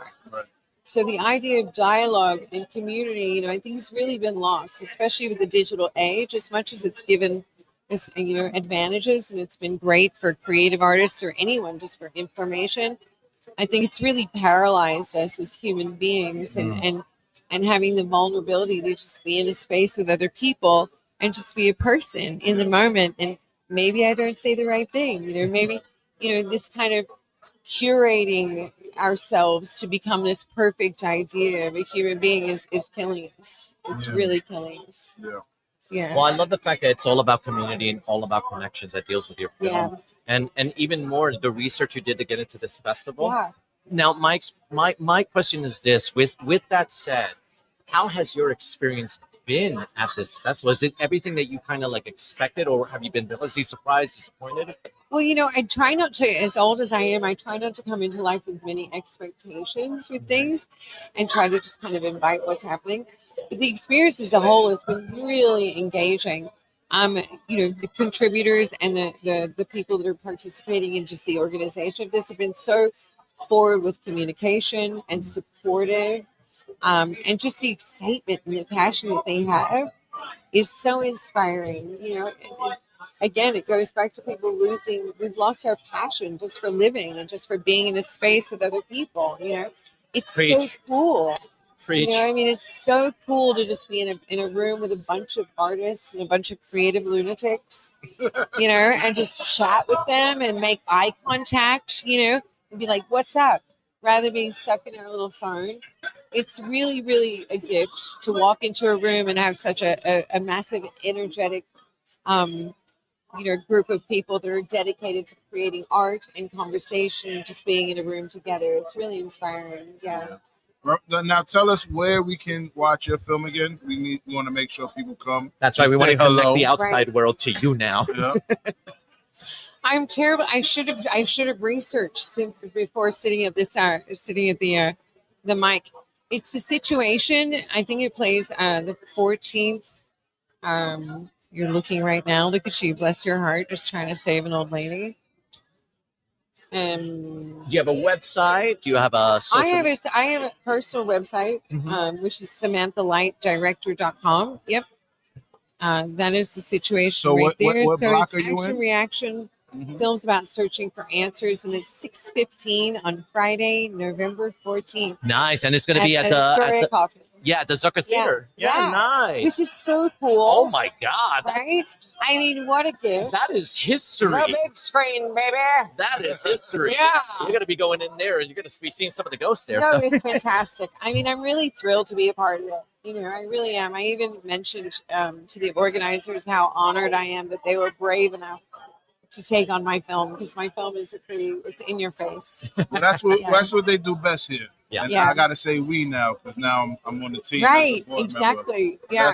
That's what Yeah. this festival We does need best. more of that, you know, because I feel like the industry as a whole has been just so generic, and they've been really safe zoned. Yeah. You know, they're refusing to Take chances. have a voice. Yeah. They just want to fit into this little, guideline of what should be and what's comfortable, Right. and as a filmmaker and as a writer director, I'm completely the opposite. I want to make you uncomfortable. I want to make you think about what's happening, and I want to make you question everything you've known, to decide whether or not you were just led along a trail by somebody else, So this film festival is really important that it gets to touch upon like brave artists that say things that aren't necessarily politically correct or that, just pumped out like American cheese for comfort, We need to start challenging each other. Well, that's where we find success in uncomfortable situations. Yeah. Right? Well, because life is uncomfortable. Yeah. And that's what makes it incredible is succeeding yourself, beating yourself in the idea of being an emotional creature and having to live in this wild world. Talk about it. Yeah. I mean, it's interesting because I finished this film a while ago, and I was like, I don't know if I'm going to miss my pocket, with the information being pertinent, but I mean, it's ever present, the hate and the violence and the this and the that and the back and the forth and the us and the them and the this and that. Yeah. We really need to branch out with each other more, especially as artists, because we're brave. We don't care about being the first person on the dance floor, That's a fact. So I encourage all of us to be the first person on the dance floor, say something and not be scared, Well, we speak out. got to get a couple other filmmakers in here before we wrap, but I'm going to be interviewing people virtually anyway. Yeah. Probably with Mr. Rich as well, on some of the days he can, hang out with me. Link up with us. Yeah, let's absolutely. continue this conversation. Yeah, Let's give it me was like a really full- lovely to talk to let's you. do like a full hour. Right? Yeah. I can tell you got some Deep dive, baby. Absolutely. Deep dive. These are topics that I'm kind of happy that we're starting to talk about, especially in this day and We age. really need to. Absolutely. And what I'm very impressed is that a lot of the filmmakers, we had another filmmaker earlier before who actually shot her film in 35 millimeter, Amazing. is editing in the viola. She's hand drawing, Incredible. she's hand painting. Amazing. And this is a younger generation. So I love how everyone is just trying different things, trying Yeah. to communicate, trying to get the message across, but more importantly, everyone has been sticking to the same theme of connections. Well, I think as artists, just as a community, we're all exhausted. Yeah. There needs to be an artistic revolution where we just kind of make people, shake people. Like the Roaring Twenties. Yeah. We need a new Roaring let's Twenties. just try to all, get it together. Absolutely. Well, before we let you go, we want to make sure that everyone in Queens here knows your movie, understands your movie, Yes. but most importantly, we want to shout out Queens. Yes. So in that little green light right there, do you mind just saying in your best salesman pitch voice, we will see you in Queens. We will see you in Queens. Love it. Amazing. Thank you Thank again. you so much. you I look very forward to much. seeing Thank your you very films. much. No problem. Thank you. It's a pleasure. All right, folks, as you know, we had several filmmakers happening here today at our 15th year, our potluck and kickoff party. So once again, we have several different filmmakers. Our theme is all about connections, made, missed, and yearned for. We want to be able to connect all the filmmakers with you guys, and we're going to do our best. We're going to try to interview as many as we can today. If not, we're going to be doing a second interview with other people as well on a later date. But we do encourage you to visit the website. Visit the website. Look at our different films. Some of them have trailers. See the different blocks. If a block really reached out to you, feel free not only to come see it, invite your friends, promote it. We want to get as many people on this festival to be able to see a lot of these films, because once again, it's all about connection. So we're asking you to connect with your friends. Let them know about our film festival. Bringing them over to an event. Thank you. And see awesome films. Meet awesome filmmakers who want to be able to tell stories. All right, we got our next filmmakers right over here. So welcome, guys. How you doing? Good. All right. Well, before we get started with anything, what I'd love for you guys to do is, could you please introduce yourselves, your film, when and where it's also playing? Great. So my name's Doug Harris. My name's Jefferson White. Our film is called Caravan, and it's playing November 8th, 12:30 p.m. at the Museum of the Moving Image. Yes. Nice. Look at that. That sounded kind of rehearsed, but I appreciate that. That's exactly right. Is this your first time here in this with this film festival? Is this your first time? Yes. Yeah, for both of us. Nice. So what made you guys want to submit to Queens World? Well, I'm personally local to Queens. I've been here for a long time. Nice. And he's local to New York, and we just thought it was a really interesting festival that had a strong community connection that we were partial to, you know. Nice. And being that our film is dealing with connections, it's connections whether we made it, we've missed it, or yearned for. How would you describe your film within that theme? Our film is very much about connection, about the sort of healing power of chosen family or community. So our movie is about a carpool of diabetics that periodically go from New York City to Toronto to get insulin. Because you may or may not know this, across the border in Canada, insulin costs 1/10 as much. Wow. So in America, healthcare costs are ridiculous as a result of capitalism. They charge as much as they can get away with, and they're getting away with murder. If you cross the border to Canada, insulin costs 1/10 as much. So our movie is about a bunch of people who, in the face of that injustice, come together. They form a community, this kind of chosen community of diabetics, to cross the border and sort of they found each other as a sort of light in all of this darkness. So the movie, it is very, very very much wrapped up in these themes. But it's also about the personal connections that happen inside of that family. Mm-hmm. And some of them are sort of atrophying and some of them are new. They're new characters being introduced as we go. So it's a little bit of a road trip movie. And I was gonna say that sounds like a road trip movie. It is. It's about that journey to that place, but also, you know, that cost benefit is about uninsured people. So it's like a position I've been in, many people have been in. We all can relate. And it's about the struggle that is provided by those systems and the community that replaces it, you know? So it's a really interesting story. It's unfortunately more relatable every week. So yeah.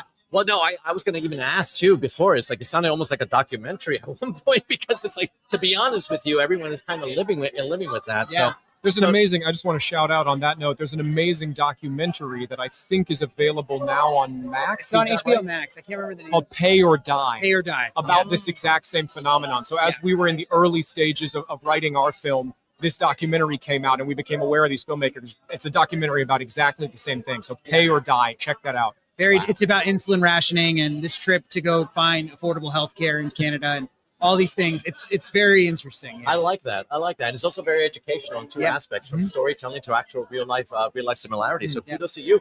Thank you very much for being able to educate us on that. Now let me ask you this. I noticed that you guys are also Queens locals.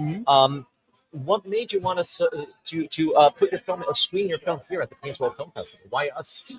I also think it's important to note that the Museum of the Moving Image, we've been told, is one of the most incredible theaters you can screen at. That's been hyped up. So many of our crew members who worked on the film, so many of our friends are so excited about that screening. So that's a huge gift to the filmmakers that this festival gives. To screen there particularly, I think, is such a special, rare treat. So that's a huge, huge benefit of this festival.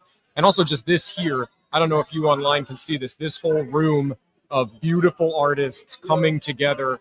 It really feels like the Queens World Film Festival embodies these themes, you know, these connections. That's the whole point of the damn thing. And here we are doing it. So this is our first time here, and we're just learning in real time how lucky we are to be a part of this festival. So we're kind of learning tonight.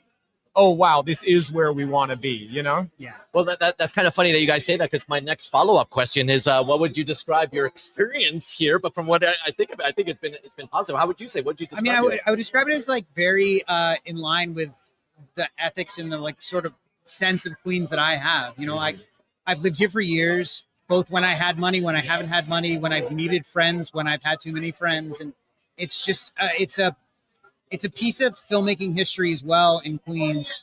The culture, the community, the sort of drive.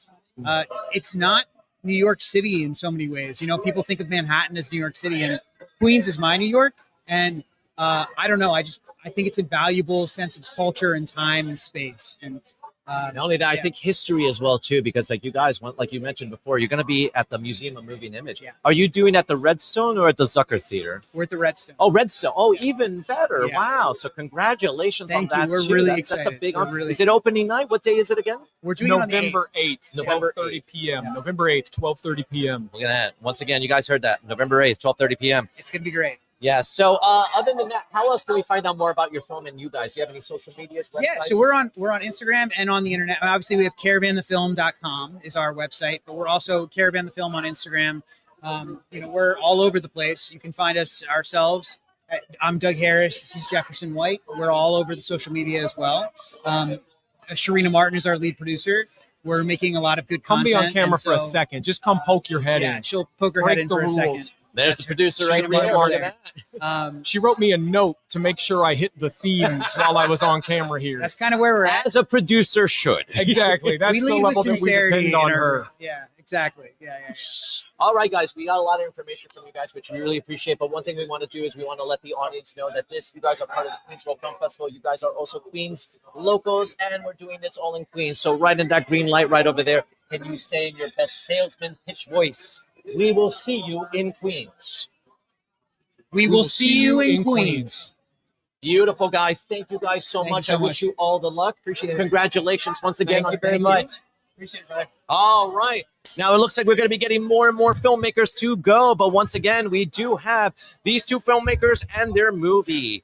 We're all about connections today, made, missed, and yearned for. As you guys see, we're connecting you to a lot of different filmmakers, a lot of different stories, visual stories that you might be able to relate to. So once again, we ask you, visit the website, check out some of the movies, check out some of the blocks, and see if there's anything of interest that you might be interested in seeing. Not only that, connect with your friends. Send them a link to either a trailer that they might be interested in watching or even a film block that they might be interested in watching. We are at the Museum of Moving Image. We're going to be at the Redstone. We're going to be at the Zucker. We're also going to be at the Kaufman Astoria Studios, which is where the Zucker Theater is. If anyone knows the Museum of Moving Image, you know it is the Filmmakers Museum. From Muppets to latest films, to everything and anything in between. So once again, we're asking you to please connect to these filmmakers, connect to these films, find a friend, connect with them, send them some of that. All right. We also have a couple other people that we also want to be able to thank as well too. So we're going to get that out of the way as well too. Let's see.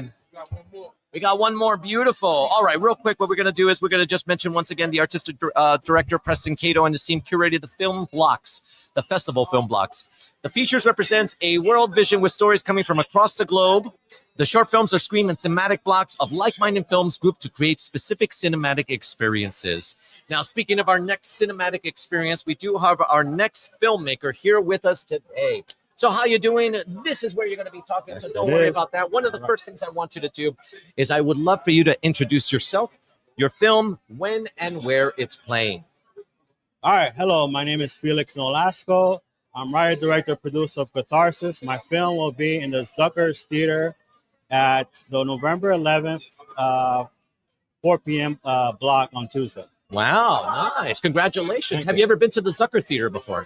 No, it's first time. Really? There's a lot of history behind that theater. A lot of dailies have been seen there, and a lot of ghost signings have been seen there too. So you're in for a treat. So, all right. Now, is this your first time with the Queensville Film Festival? Yes, first time. Nice. So what made you want to submit to this particular festival? Yeah, because they have like this initiative of exploring like they have like this initiative of exploring like films that are very provocative, films that like trying to say something that's very important in today's environment.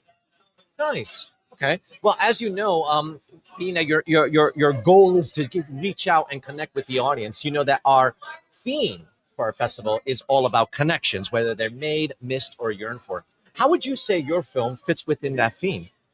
Yeah, so my film is based on this comedic actor.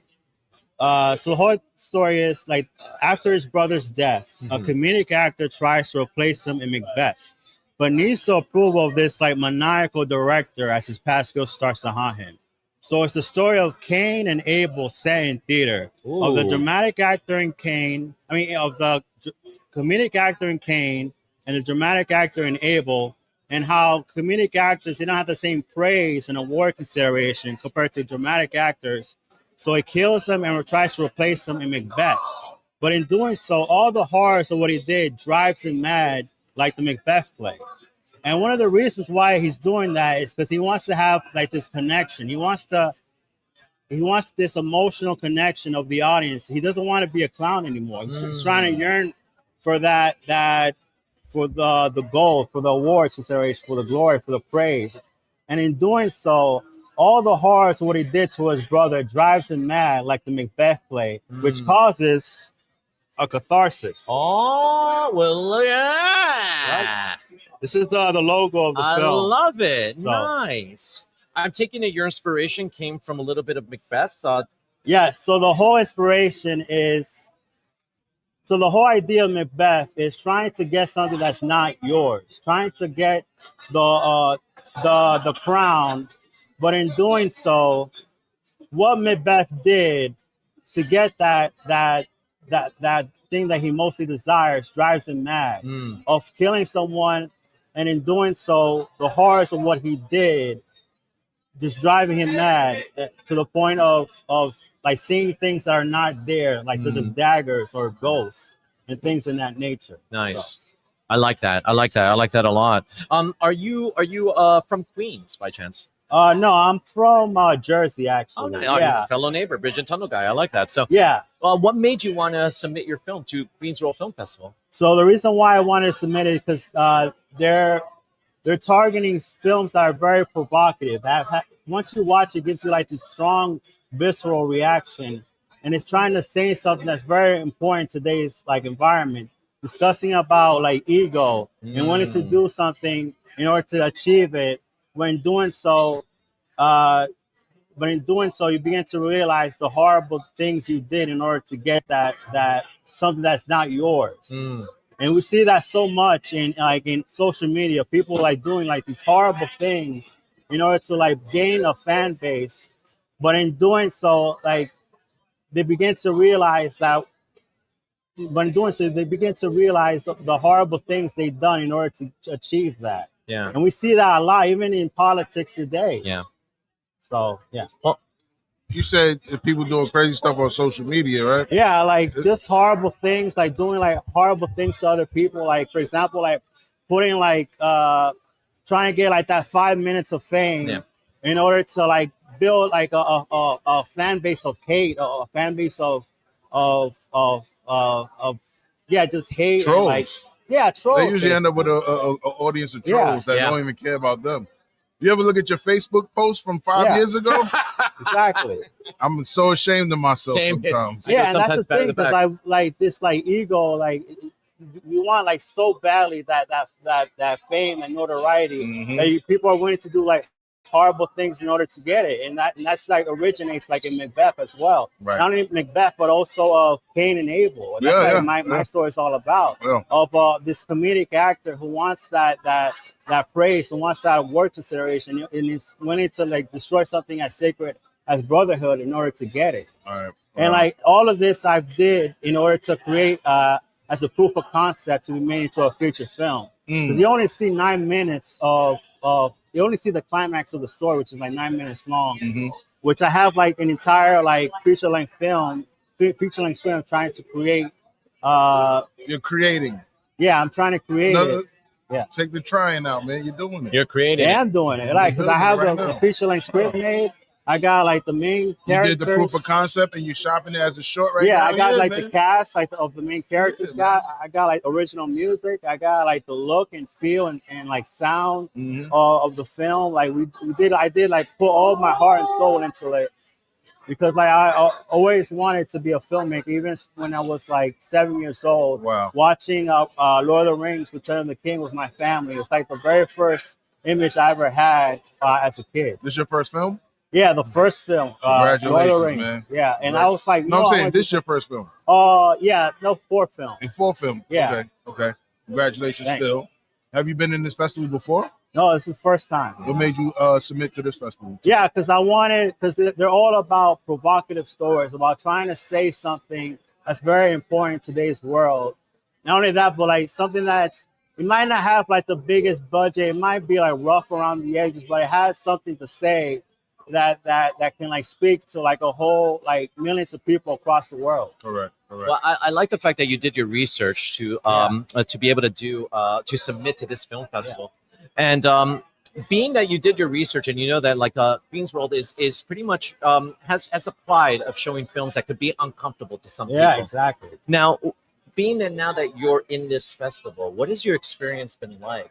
Meeting other filmmakers, meeting the staff. What has your experience been like? Is it meeting up to your expectations? Yeah, it has, and actually, the executive director, like she actually like contacted me personally that I got accepted like days before like the official selection. I felt like very like special in a way because that's never happened to me before. Because I had like so many like rejection after rejection of people saying like, oh, it's just too it's just too like dark, it's too upsetting. But it has to be upsetting. Like we're talking about. Because like I want to like it's as a cautionary tale. Like this is what happens to you if you let your ego drive you mad. If you let your ego destroy something as sacred as family. Wow. And we see that so many times, even like today's politics with like Trump, of like this like person just spewing so much hate and like venom, like and he's using that as a platform to get like these people like on board and create like more hate and like trying to like destroy like so many like people of like diverse cultures and of like diverse sex and diverse race out there, you know? Yeah. Where can we find out more information about your film, or do you have any social medias you'd like to share? Yeah, so we're on Facebook, Instagram, TikTok, and even LinkedIn. So the social media handle is the Catharsis Movie. So it's the Catharsis, CHTARSIS movie. So I have like a bunch of stuff in there. I have a trailer. I got original music. We got featured in the podcast. I got interviews of the cast and crew. I just like, it's like that saying like Noah says, if you build it, they will come. Absolutely. Now I'm not finally here, and I'm trying, and I'm like one of the best film festivals in New York City, and I'm trying to build it as far as I can go to like prove to the studios that there are people out there who really want to watch this film. There's an audience for all films, man. Yeah. I believe that. Congratulations, man. Thanks. And I can tell you, coming from Jersey, coming to Queens right now, what we want to do is we want to get that audience to your film. Yeah. So do me a favor. You see that green light right there? Yes. In your best salesman pitch voice, I just want you to say, "We will see you in Queens." All right. We will see you in Queens. Love it. Beautiful. Thank you so much. All right, Really thank appreciate it. Congratulations again. Yeah. All right. We have yet another filmmaker here with us. As you guys can see, he shared his Instagram. He shared his website. So feel free to visit them, find out more information. But more importantly, visit our website, Queens World Film Festival. We're all about connections. Connect with a film. Connect with a block. Get those films and blocks and connect with your friends. Have them come see a movie. Enjoy storytelling made by people who want their stories told for you guys. Once again, our theme is connection, so hopefully you'll be able to connect. Now, we have our new filmmakers here today. Welcome, welcome, welcome. Now, before we get started, I would love for both of you to introduce yourselves, your film, when and where it's playing as well. Let's try that again. You can talk directly to the mic. You don't necessarily have to look at me. Yeah, just talk right to the mic, and you can just look right there. Yeah. Got it. But mostly to the mic. Got it. So, Yeah. so my film is called Bright Vignettes: How Astoria Got Its Pride.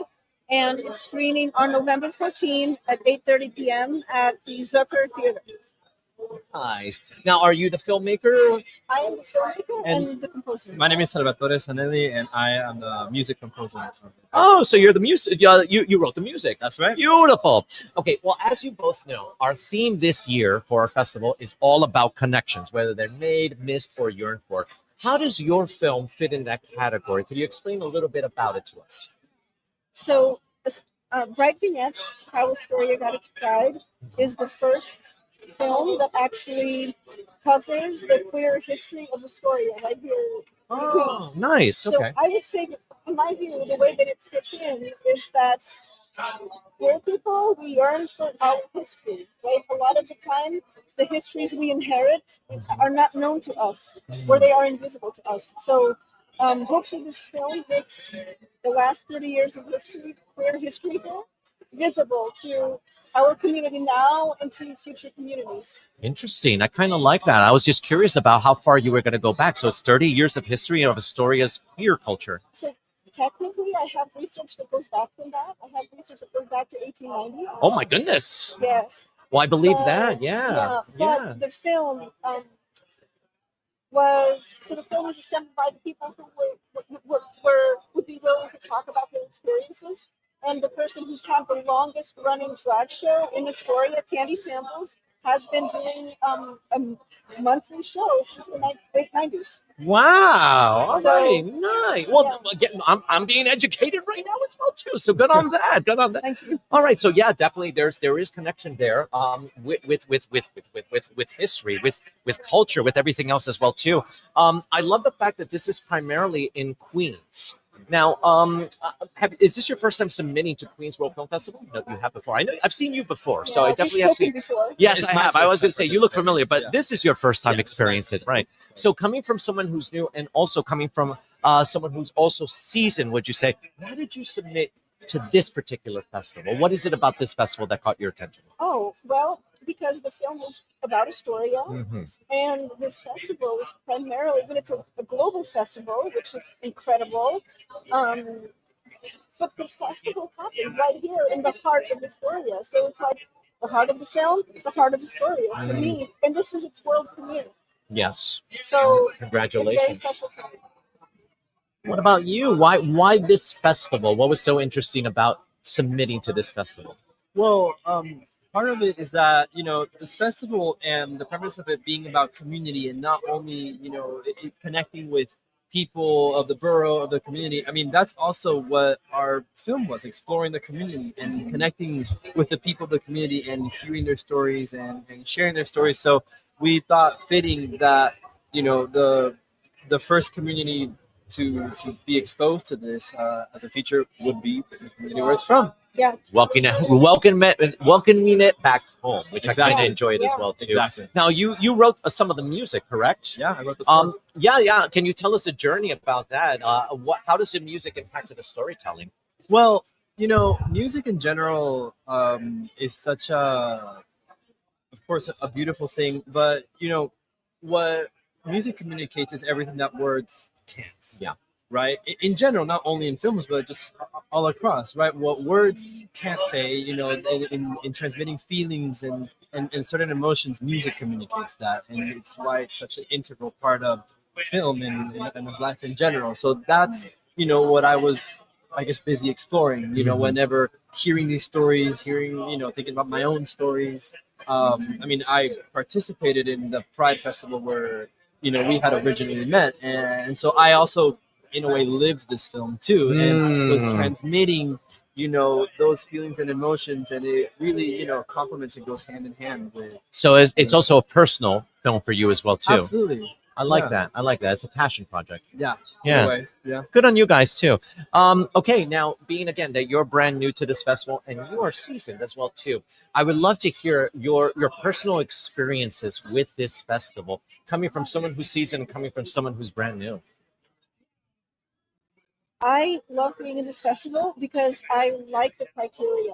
Meaning, I like the different genres. I like the different films. This festival for me is always about ideas, not just good execution, but also ideas. And I think that's why I came to this festival before I submitted my work into it, right? So I was a festival goer before I submitted my work for the first time 2 years ago. So last year was my first time at the festival, and this year is my second time. Congratulations. Thank you. But I was a goer, and I came to see films here because of the variety and because of the wide scope that it is. So that's what it was like. I love that. It's almost like you came here and got inspired. Yeah. What about you? How has your experience been since you got accepted? Yeah, I mean, I think the biggest takeaway in this particular festival, because I think the idea first of submitting to a film festival can feel a little like daunting, especially for someone who's a bit newer into this kind of film world. Yeah. Where my background was often in a different side of the music world, right?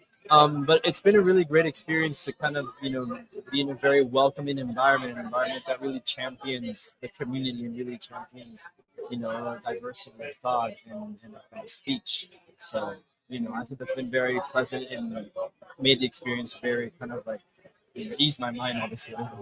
Well, congratulations on that as well too. Good on you for that. Absolutely, continue. Yeah, if you have something you want to say. I just want to say that it's second time around, it's even more affirmed that this is a very wonderful homegrown community of independent cinema. Right? So I made a movie about a story, but I've also lived here for some time. Yeah. So it's like I literally walked home from the screen. Yeah. And so like to have a community that of independent cinema where we're just meeting and talking about ideas. We're not doing that like greasy thing where Yeah. it's just like schmoozing and having no meaning behind it. Yeah. Schmoozing with purpose is another thing. Yeah. But here, I feel like everybody's just so driven by purpose. Yeah. So it makes it more special for me. Well, I'm glad. I'm glad that the experience have been positive for the both of you, especially coming from two different, one season and one brand new. Now, what I'd love to know is, I would love to know if you have any more information about your film, whether it's a website or do you have any social medias you'd like to share? Yeah. So the film has a Instagram account, Bright Vignettes. So it's at Bright Vignettes. Nice. And do you guys have any personal Instagram accounts that you'd like to share, maybe your music or directing? Or Yeah, I mean, I'm at Serious Alpaca on Instagram. It's funny, but yeah, that's right. It's me and music stuff and all that good stuff as well. Great. And can you tell us one more time your film name, the date, and the time that it's going to be showing? Yes. So it's Bright Vignettes, How Astoria Got Its Pride. And it's screening on November 14 at 8:30 p.m. at the Zucker Theater. Yes. And you know what I want to say? It's screening with another great short film that I'm very excited to see called How We Keep Us Safe. How We Keep Us Safe. Yeah. Oh, okay. Yeah. Right. And how to keep us safe, you said? Yeah, you bring it right there. You said how to keep us safe? Yes, the short film on our blog is How We Keep Us Safe by Sean Angela Beatty. So I'm really excited that I'm screening with that film. I'm glad. That's one of the reasons why we always like to put the similar films in similar blocks, because it's always a good combination of films to watch. Yeah. So thank you guys one more time. But one last thing I would love for you guys to do, right in that green light right over there. This is Queens. We want to make sure we get the Queens audience. We want to show hype. So in your best salesman pitch voice, can you just say, "We will see you in Queens"? Queens. We will see you in Queens. Beautiful. Thank you guys so much. Thank you. No worries. Hey, we want to try to help us out as much as we can. So I really appreciate that. All right, guys, we're going to get one more filmmaker. As you guys once again saw, we have a lot of different films from pretty much around the world and around the corner. So once again, we ask you, go to our website, check out our blogs, check out our trailers, follow some of our filmmakers, learn more about it. If you have any questions, communicate with us. We're going to get talking to one more filmmaker here too as well. We're going to learn all about it. But once again, we ask you guys to help us out. Connect with our filmmakers, connect with our films, connect with your friends, send them links. We are always having a blast. We want to have fun. And more importantly, we want to see you guys there. So we have our next filmmakers. Welcome, guys. So how are you? So what we're going to do is real quick before we get started. Yeah, you want to just talk to there. You don't even have to look at me. So what we want to be able to do is I would love for you guys to please introduce yourselves, your film, when and where it's also going to play. Okay, our film is Half a Life. It's a short film. It's a half a life. It's a short film. It's playing in the Rule Breaker section. That's on November 13th at 5 p.m. to 7 p.m. at the Kaufman Astoria Studios Theater. Congratulations! It's at the Zucker Theater at Kaufman Astoria Studios. Yes. Congratulations! Zucker Theater is history, to put it lightly. Once you step inside, it is history. Are you the director, producer? Introduce. Yes. I'm the co-director. My name is Sanjeev Majumdar. Nice to meet you. My co-director is my twin brother, Raj Majumdar. And Savita is the star. Oh, well, look at that. So we have the co-director and the star as well, too. Well, congratulations for being a part of this festival. One of the questions that I would love to let you guys know, being that our festival, it's all about connections. The theme is connections, whether they're made, missed, or yearned for. I would love to learn more about your film, but can you explain how your film fits within the theme of connections? Okay, well, the one thing is that anybody who lives in Jackson Heights, Queens, we all know there's too much connection. Too much connection in Jackson Heights. It's in the streets in the daytime, it's in the nighttime. You could buy anything. You could buy any kind of drug you want. You could get any kind of whatever else you want. And our film deals with illegal immigration documents forgery. Ah. You know those people we see on the street saying social? Yeah, social. Yeah. Yeah, it's even bigger now. So the main character of our film is played by Finn Wittrock. Uh-huh. He's an Emmy nominee. He's a known actor. Nice. He plays Ivo Terzic, a Bosnian Muslim refugee from the war, who's now in Jackson Heights, who's a counterfeiter. His business is selling fake green cards in Jackson Heights. Yeah. And Savita's character is interviewing Ivo to try to expose him for social media clout.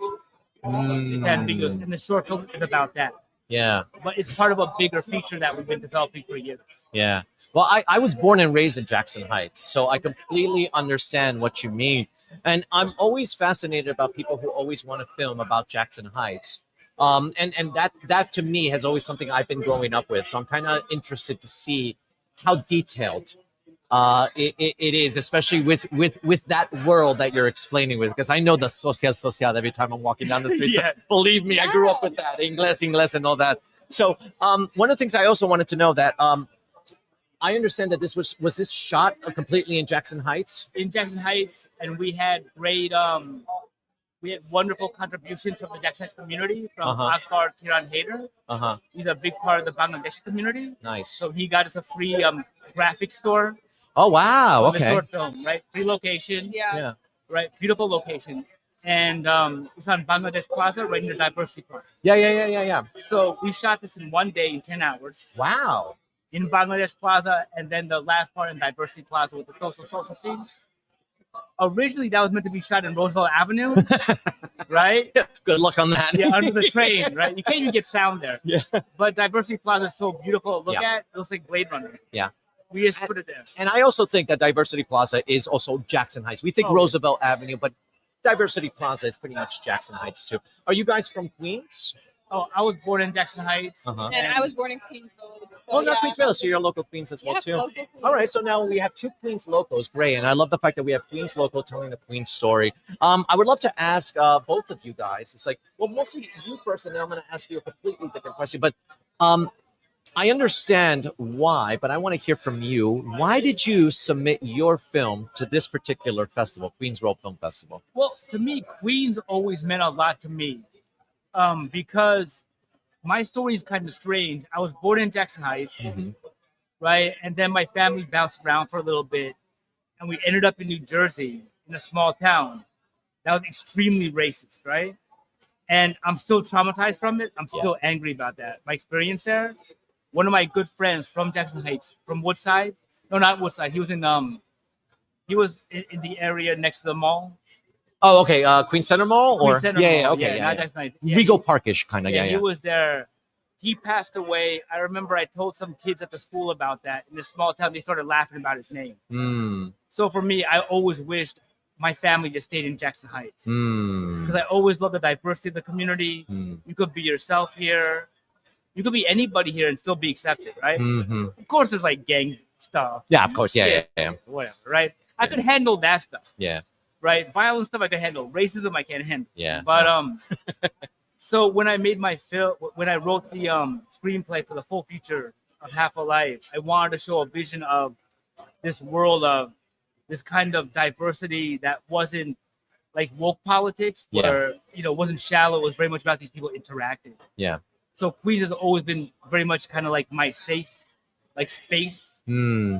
So I wanted to make a movie that was an ode to Jackson Heights, Queens. I like that. And I feel like Queens World Film Festival is the festival of my Yeah. beloved borough. Yeah. It kind of reminds me, the way you're describing it, it kind of reminds me, and a lot of people have also said this too, that Queens has sort of become the new Manhattan. And I feel that, like, even with the Jackson Heights, with everything that you're talking about, it reminds me of like the grittiness of, let's say, like Taxi Driver, for instance. So, and I kind of believe that, because I wouldn't see that kind of like culture in Manhattan. But in Queens, I still kind of see that culture as well too. Not in a negative way, but that like the real New York kind of like situation. Well, think about Travis Bickle in Taxi Driver. Yeah. Is that Travis Bickle is a racist himself Yeah. throughout the whole movie, right? Yeah. Our character Evo, Yeah. he's very much, he loves the community. Yeah. He's part of the community, and he likes the people. Mm. Even though the character is traumatized and it comes out in moments, as you see, but it's almost like a polar opposite, because Travis didn't want to be part of the city. He wanted to destroy the city. Yeah. Evo, he's making these documents. Mm. He's very much integral function Mm. of this neighborhood. And of course, he's a criminal, so he has a maturity level of a 16-year-old. Get real, right? Yeah. So he doesn't know the long-term consequences of what he's doing. Yeah. And the movie and the short film doesn't glamorize Yeah. what he's doing. Yeah. Okay, so like the movie's not some propagandist movie saying that, oh, you should go out there and just make, fake papers for everyone. Yeah. Yeah. And that's where Savita's character comes in. She's questioning why he's doing this. You get into the main character's background. He's I don't want to give it away. No, but, of course. But he's a refugee of a genocide. Got it. So that formed his worldview. Nice. What about you? Your experience, not only from like being part of this film, but also being accepted in this film festival. What's it been like from start all the way up to here? Yeah, I mean, when I read the story, I really, really enjoyed it, and I thought it would just be such an interesting character to play, because like I always love playing opposites in my characters, and like the fact that there is a part of me that's empathizing with this guy he's an immigrant himself. He, at his core, he obviously is a criminal, but he's trying to help these people, and then so it's like I was trying to make a lot of conscious decisions on how to play the character, but there was a part of me that's like, yeah, I mean, if I'm thinking about that, but then also from the fact of like, well, I'm trying to expose him because he is doing a crime. Yeah. It was just really fun to play in my opinion. And then, I mean, just being in Queens, I'm from Queens. I love everything about Queens, and being able to be in a festival that like pays homage to the city that I was born and raised in, and have this story that is so integral, that seems like, it's telling the story of such a great city. I think it's amazing. Well, one of the things that I've also noticed, and I kind of like, well, it's not more of a notice, but it was expected and unexpected at the same time too.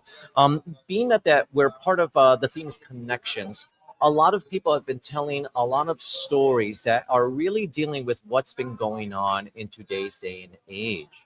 Do you guys think that your story also relates to what's been going on in our modern society as a whole? I started writing the full version of the movie. I started writing it back in 2010, 11, during the Obama administration. One of my good friends was an immigration attorney on Roosevelt Avenue. And at that time, Obama did a big expansion of detention. So no one's innocent in all this, okay? So it's not just one-sided. Yeah. Who's a good guy, who's a bad guy. Yeah. I wrote it then. Then Trump came into office. Things got more extreme. You're telling me. Yeah, things got more intense. And I have two contact information. My friend, he's an immigration attorney, and I have another friend at ICE. High clearance. A kid I grew up with, right? In that small town, actually. He went to work for ICE. Yeah. I showed him the screenplay. He said, okay, it's very fair. This is what we do. We deport people. This is what we do. That's what he said a few years ago. Okay, it's fair. And he was always a good guy. He's always honest, right? He wasn't going to try to make himself look like a hero. The way that ICE actually justifies what they're doing Mhm. with destroying these families Mhm. is that as long as we catch one child molester, it's okay to sacrifice a bunch of families. That's how they think, right? Wow. Yeah. Now it's even bigger. Now it's ICE, big ICE raids. People, regular citizens attacking ICE officers. I don't totally agree with that. That's Yeah. the way to do it. So that's going on. So it's even bigger now. Yeah. I started writing this back in 2010. It's way more insane now. It's sad that it's still relatable. Even more so. You know what? I was watching Gangs in New York again, right? Love that movie. Yeah. This conversation was going on back in the 1860s, man. New York. New York. Oh, yeah. This is not It's- new. Yeah, it's like either we're progressing or regressing. So hey, we got to go in one direction. We're going to go. I would love to find out more information, not only about your film, but about yourselves. You guys have a website, social medias. We'd love to follow you guys, if anything. Well, can you share them? Okay, my website for color correction. I'm a colorist by trade. Mhm. That's www.resurgenceimaging.com. Okay. And my Instagram is Resurgence Imaging. Hmm. My name is Sanjeet Majumdar. You can find me. Just search my name. Yeah, so my Instagram is Savita, SAVITA_XX. And then I have like a Vimeo. If you just look my name up on Google, all my stuff will come up because I just was told that websites aren't usable for actors anymore. So now I have like a Vimeo and Actors Access. All of my stuff will come up if you type Savita Sakol. Nice. Now, let me ask you, while shooting this, because you guys shot it in one day, correct? 10 hours? Yes. I know whenever you have to shoot like a couple of days of productions, you get lucky days and unlucky days. But within those 10 hours, did you have like miracle like situations or unlucky situations? I'd love to hear it from like both of your perspectives. Well, it was actually Akbar, Tehran. The first day, I used to, because I was writing this, the full script for a while. I saw this corridor in Bangladesh Plaza, and I always wanted to film there. Yeah. And then I saw they had a graphics print shop. I emailed my friend, right? And he says, listen, I need a print shop to shoot in. I need one. He says, I know the owner of Graphics Room. That's a print shop right there. I'm like, okay. So we could shoot the exterior, and it looks beautiful, and the interior, which looks gorgeous too. Texture on the walls, lucky. That's very much serendipity, right? I get that location for free. We get 10 hours. And I was concerned that when we shoot like a documents forgery lab, it was gonna look like Kinko's. That's what I was worried about. This place looked great, right? We got lucky with that. Plus, I worked with my DP, took pictures of the location, and I always had an eye anyway, and I'm a color, so I always know, okay, I could shadow that in post, I could reframe that. It went smooth. It was, we got beautiful shots inside. Boom, Savita scene with Finn outside. Right? Last part of the shoot, Diversity Plaza, block away. One block away, we wheel all the equipment over there, and we're just rocking and rolling, man. It's in Jackson Heights. You can film in the same 3 blocks, and you get the scope of a whole city. Also, like just Finn being a phenomenal actor, it was just so easy. He's like the best scene partner I've ever had. I was already a fan of his, and so I was like so excited to work with him. And he's just such a natural, and so I just felt like it just made acting so easy. I was like, wow, this is just effortless. So I feel like that was just. Yeah, there were some speed bumps. I remember a lot of people partying stuff out. Oh yeah, there were people like stopping because. Well, I can't give away, but some parts of it, people on the street were concerned. Yeah, I can and imagine. We're like, we're acting, it's not real. I mean, it's Jackson Heights. We've seen it all, but at the same time too. Yeah, so like they're wheeling stuff out of these businesses, and you could hear it in the sound, right? But Finn and you just kept going. I just said just keep rolling, because me as a director, I like to keep the takes rolling because I used to edit too. I still edit, and you could use anything from a long take. Once you yell cut, you can't use it anymore. And you see it in the actors' faces. So I like to keep the whole take rolling, right? And even Finn, I remember when we actually did the sound mix, he said, I was really worried about the sound. But I worked with a great sound mixer named Carlos Martinez. Yeah. And he was able to filter all that sound. Oh, wow. Nice. That's a dream right there. Oh, my God. All right. Well, guys, being that you guys are part of the Queens World Film Festival, the audience that you're going to get, obviously, you're going to be Queens people, but we want to get Queens people to come see it. So what we want you guys to do, right on that green light that's on the screen right over there. In your best salesman pitch voice, what I want you guys to do is I want you to say, "We will see you in Queens." We will see you in Queens. Beautiful. Thank you guys so much. Really appreciate it. Congratulations on being part of the film. Thank you guys so much. All right. Thank you guys. We got our last filmmakers for today. We're going to be actually doing more interviews on another day with Mr. M as well as me. We're going to learn more about the filmmakers, their films, where to find them, how to see them, where they're performing, etc., etc. So, with that said, do we have one more? Or Yeah, she's wrapping it up with us. oh, you're wrapping it up. So I lied. We do have one more person. Use the mic. Use That's the right. mic. You want to use the just like mic. put it as close as possible. I'm All right. kicking it welcome, with welcome, a welcome. juror. She's actually going to be choosing which films are going to be winning. Ah, so you're one of the jurors, huh? All right. So use my the mic. Use the mic. my question is this: it's like, well, we have a lot of filmmakers out there, and obviously, whenever they're submitting their film, yeah, you want to get some recognition.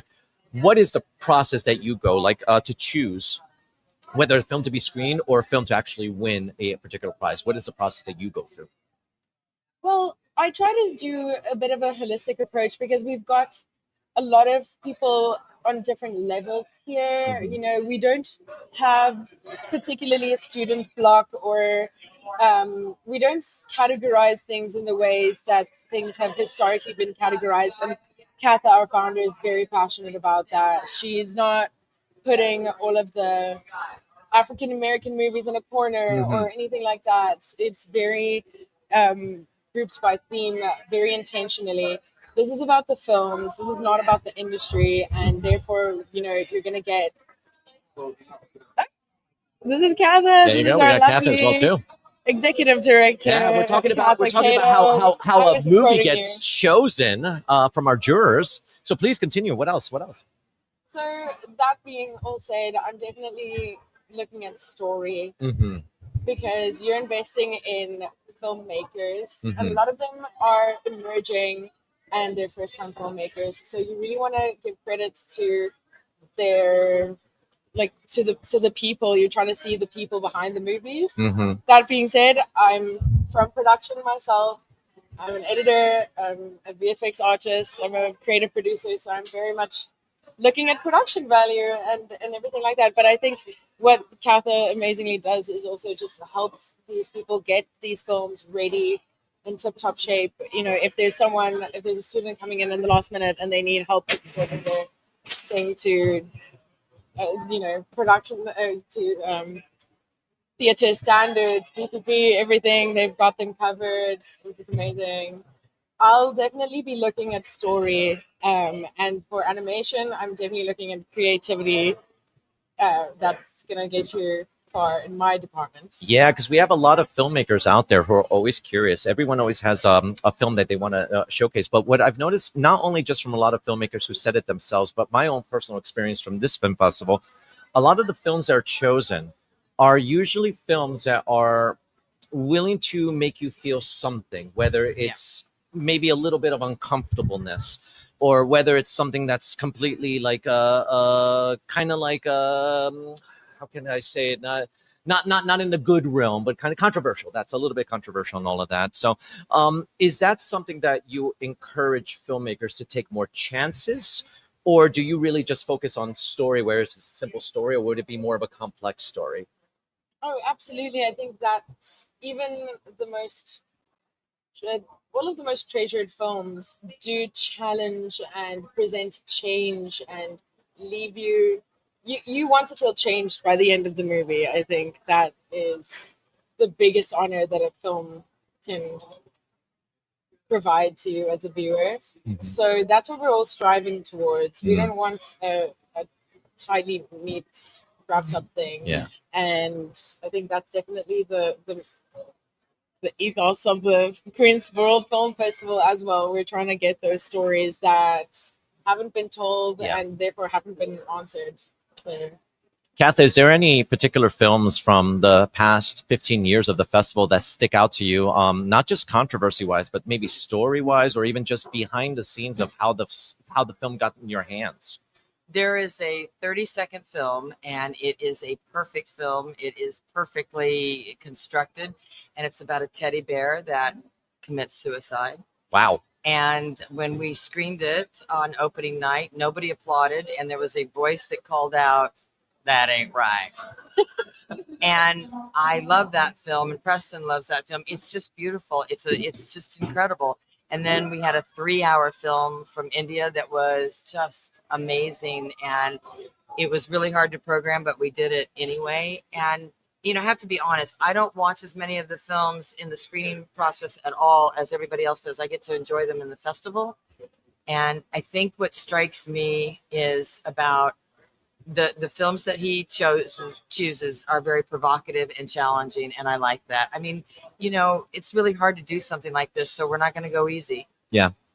Being that you're a juror and you also have to pick which films are going to be screened, are there any films that just didn't make it but you kind of just wish did? Like how does that process make you feel? Well, Please explain. She didn't actually. I was just saying how lucky I am that I did not have to do that. Because you did. I did once. And it didn't work out for me. It was too much. It's really hard. You watching too many films. So everybody on the screening committee, salute to you. Maybe I'll do it next 1 year in the future again. I don't know. But for right now, I can't do it again. That was a lot. It was a lot. You're watching films almost every day, all day. Yeah. For like at least a month. At least. What would be your advice or suggestion to future filmmakers out there who are submitting their films to get the juror's eye, the potential juror eyes, or to potentially get their film screened? What is it that you prefer filmmakers to do to get your eyes on their film? I think just to have a clear understanding of your identity, what you're presenting. I'm actually also presenting a couple of blocks at this nice. film. I'm part of the Future Past Future block, and I'm part of the Rule Breakers block, which I'm very excited about. Amazing films that I'm part of, and I'm talking to a lot of them about their triangle, and what's the 3 kind of things that are making you unique in terms of your storytelling, your background, the message that you want to get, like your style. And that just makes it a little bit easier for us to kind of process and understand what are we watching. We like to categorize and put things in boxes, and I think that helps us package up a story a little bit better. Well, I have to say one thing. The theme, connections. From what every filmmaker who has spoken about their film and connecting their film to the actual theme of it, I feel that everyone who explained what their film was about was explaining it in a situation where it's kind of parallel to what's going on nowadays. Is that something that you guys were intentionally looking for, or did it just serendipitously happen? So the theme comes completely out of what has been submitted, and it started to emerge. And I coined the phrase, but that was because I heard the conversations constantly about connections. I heard that word over and over. And then so I asked them at one point, well, talk to me about it. And he was like, well, this is all about people who can't connect. And this is about people who are yearning to connect. And so we came up with connections made, missed, and yearned for. And then that just kind of just brings it together. But it comes out of the submissions, and it's there almost once. It's solidified by the second edit of the table. And then it is what it is. Gotcha. So it's pretty much you guys didn't come up with the theme, but the theme pretty much developed on its own based on what you guys were watching. Absolutely. Nice. Yeah. So you guys are very meticulous, and just so when you just don't watch the films, you kind of pretty much connect the films, which happens to be our themes. You have no idea. You're sitting with, I think, just an absolute legend. Kath and Don Preston, I don't know, what are we calling him these days? Mr. Cato. Mr. Cato, Mrs. and Mr. Cato are just absolute legend pioneers and just people that bring the community together in so many ways. And it is really fascinating being in their space. I'm really grateful that they have let me be a part of this. Their house is an archive of the most amazing things that they've been part of in the last 50 plus years that they've been making films. it's really incredible. It's very nice of you to say. You know, you just do what you do, and Richard knows this, and Montaigne knows this, and you know this. You just do what you do, and suddenly you're 80. Suddenly you're almost 70, and you look around and you go, "Damn, I did a lot." And I do feel that we both leaned into who we are, and I feel that when you're standing there and looking at all of those people, and they just want it so bad, and it's so hard. I think what comes through from Preston a lot when he's watching the films is the emotion of the filmmakers. And there's some nights that he'll walk into the room and he'll just say, "I just watched a fucking piece of art." Mm. And then there'll be times when he'll watch it, and I'll say, "You look unhappy." And he goes, "Yeah, I don't like it." And I said, "Well, why don't you stop?" And he goes, "Because what if that's what they wanted? What if something is revealed at the end?" And so he literally watches everything, and I don't know how he does it. I don't know. It's really, really something. Well, Katha, you and Preston for 15 years have created not just a festival, but a community. Was that always your intention? Because separate from other filmmakers that focus on completely other things, a lot of people have just said that when they think of Queens World Film Festival, they do think it's a community or anything. Was that your original intention? Not at all. It wasn't. The original intention was there was a festival that had been here before, and it had self-destructed, and it really left a bad mark on everybody. And we were volunteers at the time at that festival, and so we were going to do it for 1 year just to cleanse it, and everybody loved it. So then we did it for another year, and everybody loved it, and so here we are. And then when people started to submit that had submitted in the past, we started to understand what was going on, and that's a theme that came up. The community, I don't know if it wasn't our idea. It really wasn't, but it's undeniable of what has happened. And there's 2010 alumni. Wow. From 98 nations. Wow. It's crazy. So what I say to all of you, if you're going to go to anywhere in the world, ask me, because I probably know somebody there, and they would love to see you. They would love to have you sleep on their couch. They would love it. And because, you know, you guys work so hard, and you work so small, and you work and you work and you work and you work and you work, and you see when they come here, they're kind of like they don't know what to do. And really, you want me to talk to other people?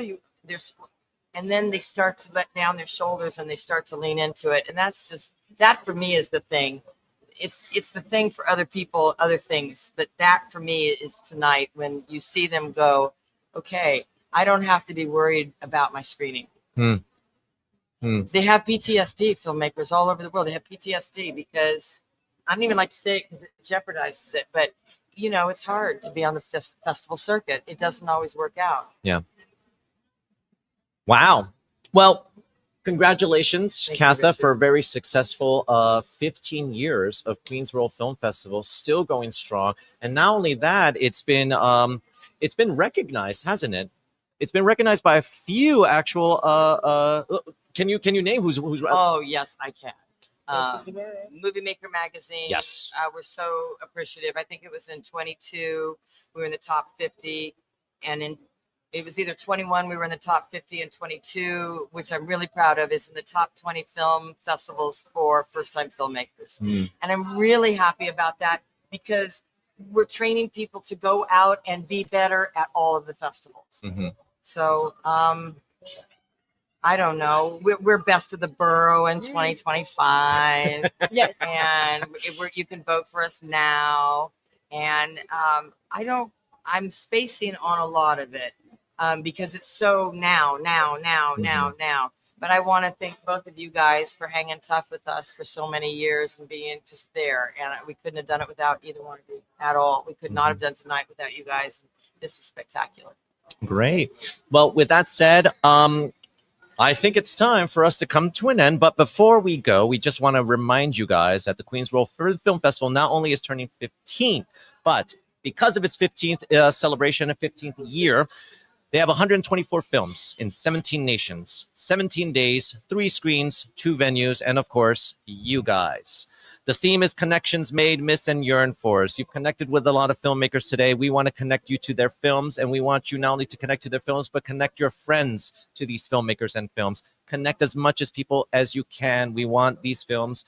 with meaning to not only move you, but also give the opportunity for the storyteller, the filmmaker, to tell their stories. Between November 5th and the 15th, we're going to be screening at Museum of Moving Image and Kaufman Astoria Studios. It's going to be 31 blocks of interesting, challenging, exciting films from around the world and around the corner. We'd like to give a special thanks to Katha Cato, Preston Cato for all the jobs that they do, and everyone in the Queen's World staff, volunteers, and the committee. My name is Mr. Rich. I'm here with Mr. M. This was the Queen's World Annual Kickoff Potluck Party, which was live. We will be back again with other events in the future. The next one is going to be October 15th at the Presser Queensboro Hall, and then opening night on November 5th. We'd love to see you guys there. See them where? That's right. See you in the movies, guys. No. That's not what we've been telling people to say all night. We will That's see right. you. We will see you in Queens. That's right. Big Queen. Big Queen. Well done.